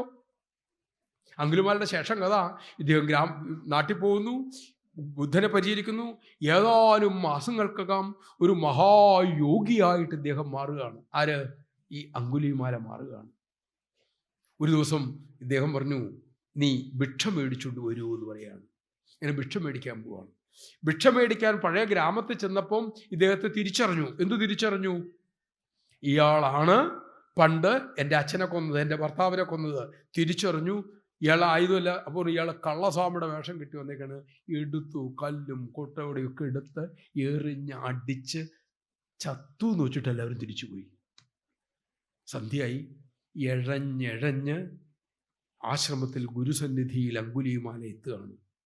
ബുദ്ധൻ ഓടിച്ചെന്നു, തടവി, മടി കടത്തി, ചോദിച്ചു. ഒറ്റ ചോദ്യം ചോദിച്ചുള്ളൂ, കുഞ്ഞെ, അവരൊക്കെ നിന്നെ ഉപദ്രവിച്ചപ്പം നിനക്കവരോട് ദേഷ്യം തോന്നിയോ? ഇല്ല ഗുരുദേവ. എന്തുകൊണ്ട് ദേഷ്യം തോന്നിയില്ല? ഞാൻ അവരെ എത്ര ദുഃഖിപ്പിച്ചതാണ്, അവരെത്രയല്ല എന്നെ ചെയ്തു. ഞാൻ ചെയ്തതിൻ്റെയൊക്കെ ഒരു പ്രായശ്ചിത്വം കൂടിയായല്ലോ. ഇദ്ദേഹത്തിൻ്റെ മിഴികൾ അടച്ചുകൊണ്ട് ശ്രീബുദ്ധൻ പറഞ്ഞു, എനിക്ക് സമാധാനമായി. എവിടെ? നിന്റെ ഉള്ളിലെ ആ പകയും വിദ്വേഷം പോയി, എനിക്ക് സമാധാനമായി എന്ന് പറഞ്ഞേക്കാൾ ആ മിഴികൾ തിരുമ്മി അടച്ചു. ആ മടിയിലിരുന്ന് അങ്കുലിമാല ശരീരം വിട്ടു, സമാധിയായി. ഒരു കാഴ്ച, ഒരു സംസാരം എത്ര മഹാപാതകയെ പോലും ശുദ്ധനാക്കും എന്ന് പറഞ്ഞു. സൂതൻ പറഞ്ഞു, ഇങ്ങനെ ആ ചന്ദ്രചൂഡൻ്റെ വാക്കുകൾ കേട്ട്, ധർമ്മരഹസ്യം കേട്ട്, അമൃതതുല്യമായ വാക്ക് കേട്ട് മാർക്കണ്ഡേയ മഹർഷിക്ക് മതിയായില്ല. വാച്ചേ നോക്കാറില്ല എന്നർത്ഥം. നമ്മൾ സമയം പോയെന്ന് പറയില്ലേ, സമയം പോയത് അറിഞ്ഞില്ല. അദ്ദേഹത്തിന് ആനന്ദത്തിൽ ഇങ്ങനെ രസിച്ചിരുന്നു. എന്നിട്ട് വിഷ്ണുവിൻ്റെ ആ മഹാമായയെക്കുറിച്ച് ഓർത്ത് അദ്ദേഹത്തിൻ്റെ എല്ലാ സംശയങ്ങളൊക്കെ വേരറ്റ് മഹാവിഷ്ണുവിൻ്റെ മഹാമായ കണ്ടുണ്ടായ ക്ഷീണം ശ്രീപരമേശ്വരൻ്റെ അമൃതപരമായ വാക്കുകൾ കേട്ട് മാറി. എന്നിട്ട് മഹർഷി നമ്മോട് പറയാണ്, അഹോ ഈശ്വരലീലേയം ദുർവിഭാവ്യാ ശരീരണാം എന്നമന്തദീശിതവ്യാനി സ്തുവന്തി ജഗദീശ്വര. ഓ, ഈശ്വരന്മാരുടെ ലീലകൾ ഓർത്ത ഒരെത്തും പിടുത്തും ഇല്ല. എന്താണ്? ഭഗവാൻ ഇവിടെ വന്ന് ആരെയാണോ നമ്മൾ പൂജിക്കേണ്ടത് ആ ഭഗവാൻ വന്നിതാ നമ്മളെ പൂജിക്കുന്നു, ആദരിക്കുന്നു, ആരാധിക്കുന്നു. ഇത് വേറെ ഒന്നിനും വേണ്ടിയിട്ടല്ല, മനുഷ്യലോകത്തിന് മാതൃക കാണിക്കാൻ വേണ്ടിയിട്ടാണ്. അല്ലെങ്കിൽ ശ്രീപരമേശ്വരൻ വന്ന് ഇദ്ദേഹത്തെ ആദരിക്കുകയും ഒന്നും ചെയ്യേണ്ട കാര്യമില്ലല്ലോ. കാരണം ഈ പ്രപഞ്ചം മുഴുവനും നിയന്ത്രിക്കുന്ന ഈശ്വരൻ ഇതാ നമസ്കരിക്കുന്നു, സ്തുതിക്കുന്നു എന്ന് പറഞ്ഞ് ഇദ്ദേഹം ഭഗവാന്റെ മഹിമ ഓർത്തിങ്ങനെ ഇരിക്കുന്നു. ഇത് കഴിഞ്ഞപ്പോഴത് ഇങ്ങനെയൊക്കെ ഭഗവാൻ ചെയ്യുമ്പോൾ, ഭഗവാൻ താഴത്തേക്ക് ഇറങ്ങുമ്പോൾ ഭഗവാന്റെ മഹിമ നഷ്ടപ്പെടുന്നുണ്ടോ? നൈതാവതാ ഭഗവത സ്വമായാമയ വൃത്തിഭിഹി. തൻ്റെ മായ ഉപയോഗിച്ച് ഭഗവാൻ താഴെ വന്ന് ഇങ്ങനെയുള്ള ചെറിയ കാര്യങ്ങൾ ചെയ്യുമ്പോൾ ഭഗവാന്റെ മാഹാത്മ്യം നഷ്ടപ്പെടുന്നില്ല. ഏതുപോലെ ഇന്ദ്രജാലക്കാരൻ ഇന്ദ്രജാലം കാണിക്കുമ്പോൾ ഇന്ദ്രജാലക്കാരൻ അതിൽ പെടുന്നില്ല. അപ്പം അദ്ദേഹം ഓരോന്നൊക്കെ എടുത്ത് കാണിക്കും, നമ്മൾ അന്തം വിടും. ഇങ്ങനെ അന്തം വിടുന്നുണ്ടോ? ഇങ്ങനെ നമ്മൾ അന്തം വിടണ കണ്ട് അന്തം വിടും. ഇങ്ങനക്കറിയാലോ നമ്മളെ പറ്റിക്കാന്ന് പറയാലോ, അല്ലേ? വ്യക്തമായില്ലേ? ഇന്ദ്രജാലക്കാരൻ്റെ ഇന്ദ്രജാലത്തിൽ പെടാത്തതുപോലെയാണ് ഭഗവാൻ. ഇതെല്ലാം ചെയ്യുമ്പോൾ ഭഗവാന്റെ മഹിമ നഷ്ടപ്പെടുത്തുന്നില്ല, അതില്ലാതെ വരുന്നില്ല എന്ന് മാർക്കണ്ഡേയൻ അതിന് ഒരു ന്യായം കൂടി പറയുന്നു. തസ്മൈ നമോ ഭഗവതേ ത്രിഗുണായ ഗുണാത്മനേ കേവലായ ദ്വിതീയായ ഗുരവേ ബ്രഹ്മമൂർത്തയേ. ത്രിഗുണങ്ങളോട് കൂടിയവനും എന്നാൽ ഈ ത്രിഗുണങ്ങൾ ബാധിക്കാത്തവനുമായ, തന്നെപ്പോലെ രണ്ടാമതൊന്നില്ലാത്തവനായ, വേദസ്വരൂപിയായ, സർവജ്ഞനായ ഭഗവാനെ അവിടത്തേക്ക് നമസ്കാരം. ഭഗവാൻ വരം ചോദിക്കണമെന്ന് പറയുമ്പോൾ പറയണത്, ഞാൻ എന്തു വരാ ചോദിക്കാനുള്ളത്? എനിക്ക് ഒരു വരവും വേണ്ട. എനിക്ക് വേണ്ട വരം ഇതാണ്, വരമേകം വൃണേധാവി. ഒരു വരം ചോദിച്ച് അനുഭവിച്ചല്ലോ. ഇവിടെ അദ്ദേഹം മനസ്സിലാക്കി വരം വേണ്ടാന്ന് പഠിച്ചു. അപ്പോൾ അദ്ദേഹം ചോദിക്കുകയാണ്, ഒരേ ഒരു വരം മതി എനിക്ക്. ഏതാണ്? ഭഗവതി അച്യുതാ ഭക്തി. ഭഗവാനിൽ ഒരിക്കലും തളരാത്ത, കെട്ടുപോകാത്ത ഉത്തമമായ ഭക്തി എനിക്ക് തരണം. തത്പരേഷു മാത്രമല്ല, അതേ ഭക്തി ഭഗവാന്റെ ഭക്തന്മാരിലുണ്ടാകണം. മാത്രമല്ല തഥാത്വയി, അവിടുത്തെ ശ്രീപരമേശ്വരനിലും മഹാവിഷ്ണുവിലും മാത്രമല്ല ഭഗവാന്റെ ഭക്തന്മാരിലും ഒരുപോലെയുള്ള ഭക്തി എനിക്ക് തന്ന് അവിടെ തന്നെ അനുഗ്രഹിക്കണമേ എന്ന് അദ്ദേഹം പ്രാർത്ഥിച്ചു. ഭഗവാൻ അങ്ങനെ അനുഗ്രഹിച്ചു.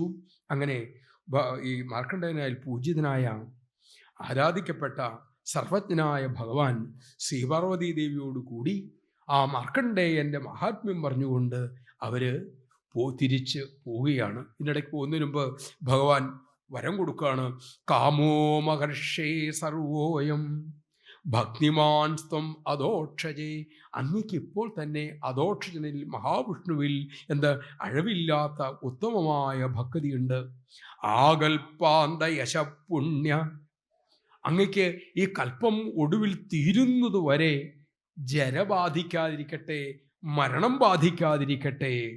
മാത്രമല്ല ത്രികാലജ്ഞാനം അങ്ങയ്ക്കുണ്ടാകട്ടെ. ഹേ ബ്രഹ്മൻ, അങ്ങയ്ക്ക് അനുഭവത്തോടു കൂടിയ ജ്ഞാനം ഉണ്ടാകട്ടെ. ജ്ഞാനം രണ്ട് വിധം, ജ്ഞാനം വിജ്ഞാനം. ഒന്ന് അനുഭവത്തോടു കൂടിയ ജ്ഞാനം, രണ്ട് അനുഭവം ഉറയ്ക്കാത്ത ജ്ഞാനം. അനുഭവത്തോടു കൂടിയ ജ്ഞാനം ഉണ്ടായ പിന്നെ അതൊരിക്കലും പിന്നെ വിചലിതമാകില്ല. ആ അറിവിൽ ദൃഢത വരണം. അറിവുണ്ട് നമുക്കല്ല. സാറ് പറഞ്ഞല്ലോ, നമുക്ക് രാവിലെ ഭക്തിയുണ്ട്, ഉച്ചയ്ക്ക് ഭക്തിയുണ്ട്, വീട്ടിലെ ഭക്തിയുണ്ട്, സപ്താഹത്തിൽ ഭക്തിയുണ്ട്. അപ്പം ഭക്തി ഇല്ല എന്ന് പറയാൻ പറ്റില്ല. പിന്നെ ഇടയ്ക്കിടയ്ക്ക് ഇത് പോവും. അതിനാണ് പറയണത് ഉറയ്ക്കാത്ത ഭക്തി. ഉറച്ച ഭക്തിക്ക് പറയുന്ന പേരാണ് സ്ഥിതപ്രജ്ഞൻ, ഗീതയുടെ ഭാഷ. അത് പ്രജഗാതി യഥാ കാമാൻ സർവാൻ പാർത്ഥമനോഗതാൻ ആത്മനീയേവ ആത്മനാ തുഷ്ടഃ. എൻ്റെ ഉള്ളിലാണ് യഥാർത്ഥ ആനന്ദം എന്ന് തിരിച്ചറിഞ്ഞ് അതിൽ ഉറച്ചു നിൽക്കുമ്പോഴാണ് നമ്മൾ എന്താവണത്? ഭക്തനാവണത്. അപ്പോൾ വിഷമം വരുമ്പോഴോ? വിഷമം വരുന്നില്ല, നീ അത് വന്നിട്ട് പോവുക. ഒരു വിഷമവും വന്നിട്ടില്ല, പോയി എന്ന് നിന്നിട്ടുമില്ല. ഈ വരാൻ പോണ വിഷമവും അങ്ങനെ തന്നെയാണ്, അല്ലേ? പിന്നെന്താ? നമ്മുടെ ജീവിതം ഒന്നുപോലും നമ്മുടെ കയ്യിലല്ല. ഒരു മരം നട്ടു എന്ന് വെച്ചിട്ട് വീട്ടിൽ താഴെ ഒരു മാവ് നട്ടു. ആ മരത്തിൻ്റെ ഒരു കമ്പ് എൻ്റെ രണ്ടാമത്തെ നിലയുടെ മുകളിൽ വരികയും ജനലിൻ്റെ അടുത്തുണ്ടാവുന്ന കമ്പിൽ മാമ്പഴം ഉണ്ടാവുകയും ചെയ്യണം. എനിക്ക് അവിടെ നിന്ന് പറിച്ചെടുത്ത് കഴിക്കണം. ഇങ്ങനെ ആഗ്രഹിക്കുന്നതിനും കുഴപ്പമില്ല, മാവ് നടുന്നതിനും കുഴപ്പമില്ല. പക്ഷെ മാവ് അങ്ങനെ വളരുന്നുള്ളതിന് ഗ്യാരണ്ടി ഒന്നുമില്ല. വന്നാൽ ഇങ്ങോട്ട് കമ്പ് വരണമെന്നില്ല, ഉണ്ടായാലും മാങ്ങ ഉണ്ടാവണമെന്നില്ല. ഇനി മാങ്ങ ഉണ്ടാവണമെന്നില്ല, ഉണ്ടായപ്പോൾ ഈ ഒട്ടുമാവിൽ മുഴുവൻ പുഴുവാണ്. നോക്കി കണ്ടോണ്ട് രസിക്കാന്ന് മാത്രമേ പറ്റുള്ളൂ. ശരിയാണോ?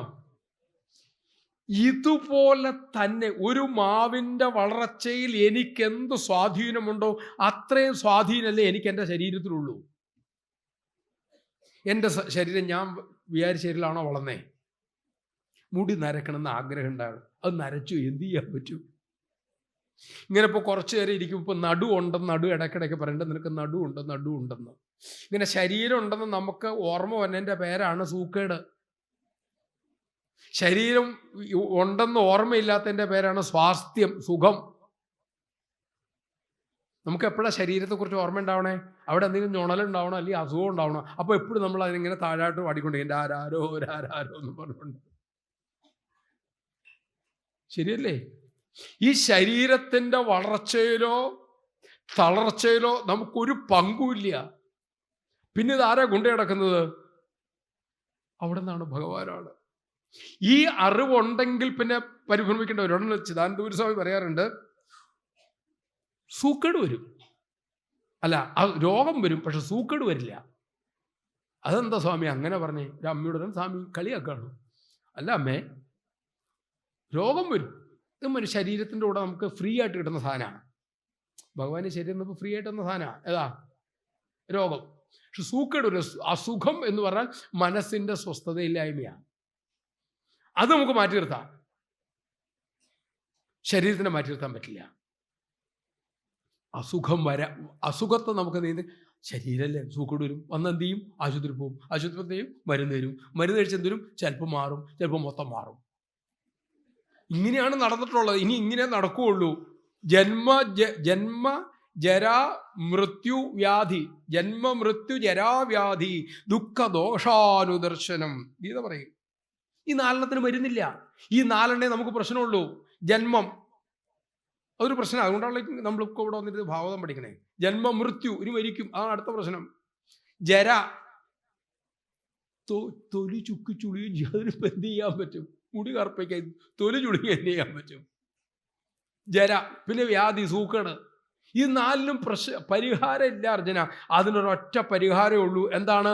ഇത് ശരീരത്തെയാണ് ബാധിക്കുന്നത്, എന്നെ ബാധിക്കുന്നില്ല എന്നുള്ള തിരിച്ചറിവ് മാത്രമേ അതിന് പരിഹാരമുള്ളൂ. ലോകത്തുണ്ടായപ്പോഴുള്ള പ്രശ്നം ഇതായിരുന്നു, ഇപ്പോൾ ഉള്ള പ്രശ്നം ഇതാണ്, ഇനി വരാൻ പോണ പ്രശ്നം ഇതാണ്. അസുഖം വരുമ്പോൾ നമ്മളിവിടെ ആശുപത്രി പോണതും നമ്മുടെ മന്ത്രിമാരെ അമേരിക്കയിൽ പോണതും ഈ 4 പ്രശ്നത്തിന്റെ പരിഹാരത്തിന് വേണ്ടിയിട്ടാണ്. അവിടെ പോയാലും പരിഹാരമില്ല, ഇവിടെ പോയാലും പരിഹാരമില്ല. ചിന്മയാനന്ദ സ്വാമി തപോവന സ്വാമിയോട് വന്നിട്ട് പറഞ്ഞു, നമുക്ക് അമേരിക്ക പോകാം സ്വാമി, എന്തിനാ, അങ്ങേക്ക് അസുഖമല്ലേ? അപ്പോൾ ചോദിച്ചു, ചിന്മയ, അമേരിക്കയിൽ ആരും മരിക്കാറില്ലേ എന്ന് ചോദിച്ചു. നമ്മളാണ് എന്തു പറയും, എത്ര കഷ്ടപ്പെട്ടാടാ നിന്നെ വളർത്താൻ, നിനക്ക് എന്നെ നല്ല ആശുപത്രി കൊണ്ടുപോകാൻ പറ്റുമെന്ന് ചോദിക്കൂലേ? ആ തപോവന് തന്നെ ഉറപ്പുണ്ട്. എന്തുറപ്പുണ്ട്? ഇതെവിടെ കിടന്നാലും പോവും. ചോദിച്ചോ, ചിന്മയ, അമേരിക്ക ആരും മരിക്കാറില്ലേ? ഒന്നും മിണ്ടില്ല, തൊടുകൊണ്ട് വന്നു. ഈ സത്യത്തെ ഉൾക്കൊണ്ട് കഴിഞ്ഞാൽ ശരീരത്തിൻ്റെയും കുടുംബ ബന്ധങ്ങളുടെയും ക്ലേശങ്ങൾ നമ്മളെ ഒലക്കില്ല എന്നാണ് പറഞ്ഞത്, വിഷമിപ്പിക്കില്ല എന്നില്ല. ഒരു വിഷം വരും, ഒന്നും അറിയും, എന്നാ ചെയ്യാനാ, അങ്ങനെയാണ്, ഭഗവാൻ നോക്കട്ടെ. ഇങ്ങനെ പിടിച്ചു നിൽക്കാൻ നമുക്ക് സാധിക്കും. അതിനാണ് ഇത് പഠിപ്പിക്കുന്നത്. Art of suffering, art of living അല്ല. ചിന്മയാൻ സ്വാമി പറഞ്ഞാണ്, Gita is the art of living. എങ്ങനെ ജീവിക്കണം, ഈ ദുഃഖങ്ങളുടെ ഇടയിൽ സന്തോഷമായി എങ്ങനെ ജീവിക്കണമെന്ന് ശ്രീകൃഷ്ണ ഭഗവാൻ പഠിപ്പിച്ച കലയാണ് അവിടുത്തെ ജീവിതവും ഈ ഭഗവത്ഗീതയും എന്ന് പറയാറുണ്ട്. അതുകൊണ്ട് ജരയുണ്ടാവില്ല, മരണം ഉണ്ടാവില്ല, ജ്ഞാനം, ത്രികാല ജ്ഞാനം ഉണ്ടാവും, വിരക്തി ഉണ്ടാവും, എല്ലാം പറഞ്ഞിട്ട് പറഞ്ഞു, ബ്രഹ്മവർച്ചസിനഹ ഭൂയാത്. എപ്പോഴും ആ ബ്രഹ്മാനന്ദത്തിൽ, പരമാനന്ദത്തിൽ, ഈശ്വരനെ സ്മരിക്കുന്ന ആനന്ദത്തിൽ അങ്ങേക്ക് കഴിയാൻ സാധിക്കട്ടെ. മാത്രമല്ല, പുരാണ ആചാര്യത അസ്തു, പുരാണ ആചാര്യനായി അങ്ങ് അറിയപ്പെടട്ടെ എന്നൊരു വരം കൂടി കൊടുത്തിട്ടാണ് പോയത്. ഒന്നും ചോദിച്ചില്ല, നിറച്ചു കൊടുത്തു. നമ്മൾ എന്നും ചെന്ന് ചോദിക്കേണ്ട, ഒന്നും തരുന്നുമില്ല. നമ്മളെത്ര ലിസ്റ്റാണ് കൊടുക്കണേ പോകാൻ? ഞാൻ കൊടുക്കാറുണ്ട്. ഇന്നലെ തന്നൊന്നും നടന്നിട്ടില്ല എന്നും പറയും. ഇവിടെ സ്വാമി ബാബ പറഞ്ഞ ഉദാഹരണം ഉണ്ടേ. കാശിന് ഏറ്റവും കൂടുതൽ അത്യാവശ്യം ആർക്കാ? യാചകന്. മൂപ്പരെപ്പോഴും പണം താന്നല്ലേ പറഞ്ഞേ, വേറൊന്നും ചോദിക്കുന്നില്ലോ. ഏറ്റവും കുറച്ച് കിട്ടുന്ന ആർക്കാ? ഇങ്ങേർക്ക് കൊടുക്കൂട്ടും താല്പര്യമില്ല. അപ്പൊ എന്ത് നിങ്ങൾ ചോദിക്കുന്നുവോ അതാ നിങ്ങൾക്ക് കിട്ടാത്തത്. അപ്പൊ നിങ്ങൾ എന്ത് ചെയ്യണം? ഈശ്വരനോട് ഒന്നും ചോദിക്കണ്ട, എൻ്റെ കൂടെ എപ്പോഴും ഉണ്ടാവണമെന്ന് പറഞ്ഞാൽ മതി. അപ്പൊ ഭഗവാന്റെ കൂടെ ആരുണ്ട്? ലക്ഷ്മി ദേവി ഉണ്ട്. ലക്ഷ്മി ദേവിക്ക് ഭഗവാന്റെ കൂടെ നടക്കാതിരിക്കാൻ പറ്റുമോ? ലക്ഷ്മി ദേവി ഒറ്റയ്ക്ക് വിളിച്ചാൽ എന്ത് വരും? കുറച്ച് വന്ന് ഇവിടെ 1-2 ദിവസം എടുത്തിട്ട് അമ്മയുടെ പാട്ടിന് പോകും. ആരുടെ അടുത്ത് പോവും? നാരായണൻ്റെ അടുത്തേക്ക് പോകും. അതുകൊണ്ടാണ് ലക്ഷ്മി ദേവിയെ ചപലാന്ന് വിളിച്ച് നാണക്കേട് ഉണ്ടാക്കിയത് എന്ന് ഭട്ടതിരിപ്പാട് പറയുന്നുണ്ട്. ചാബല്യ വാർത്തോത് ഭൂത്. ദേവിയുടെ കുഴപ്പമില്ല, അങ്ങ് ഇരിക്കുന്നിടത്തല്ലേ ദേവിക്ക് പോയി ഇരിക്കാൻ പറ്റുള്ളൂ. ഇന്ന് ഈ മണ്ടന്മാർക്ക് നാരായണനെ വിളിച്ചിരുത്തിയാൽ പോലെ ദേവിയോടെ ഒന്നിരുന്നോളൂല്ലേ? ഒന്നും ചോദിക്കാത്ത മാർക്കണ്ഡേയന് അനുഗ്രഹത്തിൻ്റെ വർഷമാണ്. ഇതിന് തെളിവെന്താ? ജീവിച്ചിരിക്കുന്ന മഹാത്മാക്കൾ, ജീവിച്ച് കാണിച്ചു തന്ന മഹാത്മാക്കൾ, അവരുടെ എല്ലാ കാര്യങ്ങളും അത് ഗംഭീരമായിട്ട് നടന്നിട്ടുണ്ട്. ഒന്നും അവർ ചെയ്യേണ്ട ധർമ്മം മുടങ്ങിയിട്ടില്ല. പിന്നെ കടന്നു പോകുന്ന ദുരിതങ്ങളോ നമ്മൾ സമ്പാദിച്ചുകൊണ്ടെന്നാ ആണ്. ഗോപാലകൃഷ്ണൻ സാറ് പറയാറുണ്ട്, ഈ വീടിൻ്റെ ഐശ്വര്യം ഗുരുവായൂരപ്പൻ, ഏറ്റുമാനൂരപ്പൻ എന്നൊക്കെ നമ്മൾ എഴുതി വയ്ക്കാറില്ലേ? അങ്ങനെയല്ല എഴുതി വയ്ക്കേണ്ടത്. ഈ വീടിൻ്റെ ഐശ്വര്യം എൻ്റെ കയ്യിലിരിപ്പ്. സാറ് പറയാറുള്ള എന്താ കാരണം? ഞാനാണ് എൻ്റെ ഇന്നത്തെ ഭാവി ഉണ്ടാക്കിയത്. അതുകൊണ്ട് തന്നെ നാളത്തെ എൻ്റെ ഭാവി എനിക്ക് എന്ത് ചെയ്യാൻ പറ്റും? തീരുമാനിക്കാൻ പറ്റും. എങ്ങനെ? എൻ്റെ സത്കർമ്മങ്ങളിലൂടെ. അമ്മ എപ്പോഴും പറയേണ്ട, വള്ളിക്കാലമ്മ, ഒരു ഭക്തനും ഇന്നേ വരെ ഒന്നിൻ്റെയും കുറവുണ്ടായിട്ടില്ല, ഉണ്ടാകുകയുമില്ല. ഇത് ഈശ്വരൻ്റെ പ്രതിജ്ഞയാണ്. വാരിക്കൊരു കൊടുത്തു. ഇങ്ങനെ ആ മുക്കണ്ണൻ ശ്രീപരമേശ്വരൻ അദ്ദേഹത്തിന് വരമൊക്കെ കൊടുത്ത് തിരിച്ച് യാത്രയായി. ഇനി അങ്ങ് ചോദിച്ച ആ കഥ, മാർക്കണ്ഡേയൻ്റെ അത്ഭുത ചരിത്രം ഞാൻ അങ്ങേക്ക് വിവരിച്ചു കഴിഞ്ഞു എന്ന് സൂതൻ പറഞ്ഞു. യേവമേതദ് ഭൃഗുവര്യവർണിതം രഥാംഗഭാണേരനുഭാവഭാവിതം. ഹേ ശൗനകരെ, ചക്രപാണിയുടെ രഥാംഗപാണിയുടെ മഹിമയോടുകൂടിയ ഈ മാർക്കണ്ഡേയ ചരിത്രത്തെ ഞാൻ നിങ്ങളോട് പറഞ്ഞു തന്നു കഴിഞ്ഞു. ഇത് നന്നായി കേട്ടാൽ, ഇതിൻ്റെ മർമ്മം മനസ്സിലാക്കി കേട്ടാൽ, പറഞ്ഞാൽ അവർ രണ്ടുപേരും എന്തായി? ജനിച്ചതിൻ്റെ ധന്യത നേടി. മാത്രമല്ല കർമ്മവാസന കൊണ്ടുണ്ടായ ഒരു സംസാരവും പിന്നെ അവനെ ബാധിക്കില്ല. നമ്മളൊക്കെ ജനിച്ചത് കർമ്മം കൊണ്ടാണ്. ഈ കർമ്മമാണ് നമ്മളിന്ന് ദുഃഖിപ്പിക്കുന്നതും സുഖിപ്പിക്കുന്നതും. ഈ സുഖിപ്പിക്കലും ദുഃഖിപ്പിക്കുന്നതും ഇപ്പൊ തന്നെ അങ്ങ് വിട്ടുപോകും ഈ കഥ നന്നായിട്ട് കേട്ടാൽ. കാരണം എന്താണ്? ഈ കർമ്മഫലമാണ് നമ്മൾ അനുഭവിക്കുന്നതെന്നും ഈ കർമ്മഫലത്തെ മാറ്റി എഴുതാൻ ഭഗവാന് സാധിക്കും എന്ന് എനിക്ക് അറിവുണ്ട് എങ്കിൽ പിന്നെ നമ്മൾ വിഷമിക്കുമോ? നമുക്ക് ഒരു ഉദാഹരണം പറഞ്ഞു നമുക്ക് നിർത്താം. നമ്മളൊരു സിനിമ കാണുകയാണ്. ആ സിനിമയിൽ എന്തെങ്കിലും ഒരു പ്രത്യേക രംഗമുണ്ട്. നമ്മൾ പിന്നീട് വീട്ടിൽ അതൊന്ന് കണ്ടതാ, രണ്ടാമത് തിരിച്ചു വരുമ്പോൾ നമ്മുടെ കുട്ടികൾ ആരെങ്കിലും ഇത് കാണുകയാണ്.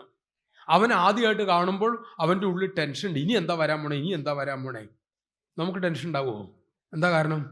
നമ്മൾ അതിൻ്റെ സസ്പെൻസ് പോയി കണ്ടു കഴിഞ്ഞു. ഇപ്പം നമ്മൾ അസ്വസ്ഥ എന്താ? നാളെ എന്താവും, നാളെ എന്താവും, നാളെ എന്താവും. നാളെ എന്താക്കാൻ പറ്റുന്ന ആൾ കൂടെ ഉണ്ടെന്ന് പറഞ്ഞാൽ പിന്നെ വിഷമിക്കണോ? ഉണ്ടോ? എൻ്റെ കർത്തും അകർത്തും അന്യഥാകർത്തും.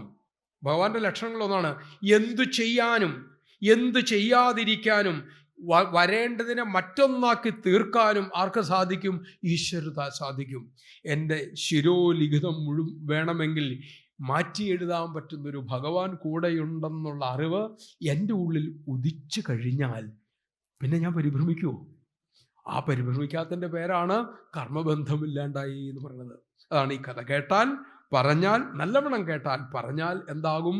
സകല കർമ്മബന്ധങ്ങളും ഉപേക്ഷിക്കപ്പെട്ട് ശാന്തിയോടുകൂടി ജീവിക്കാൻ സാധിക്കും എന്ന് പറഞ്ഞ് ഈ വാക്കുകൾ ഭഗവാന്റെ തൃപ്പാദത്തിൽ സമർപ്പിക്കുന്നു.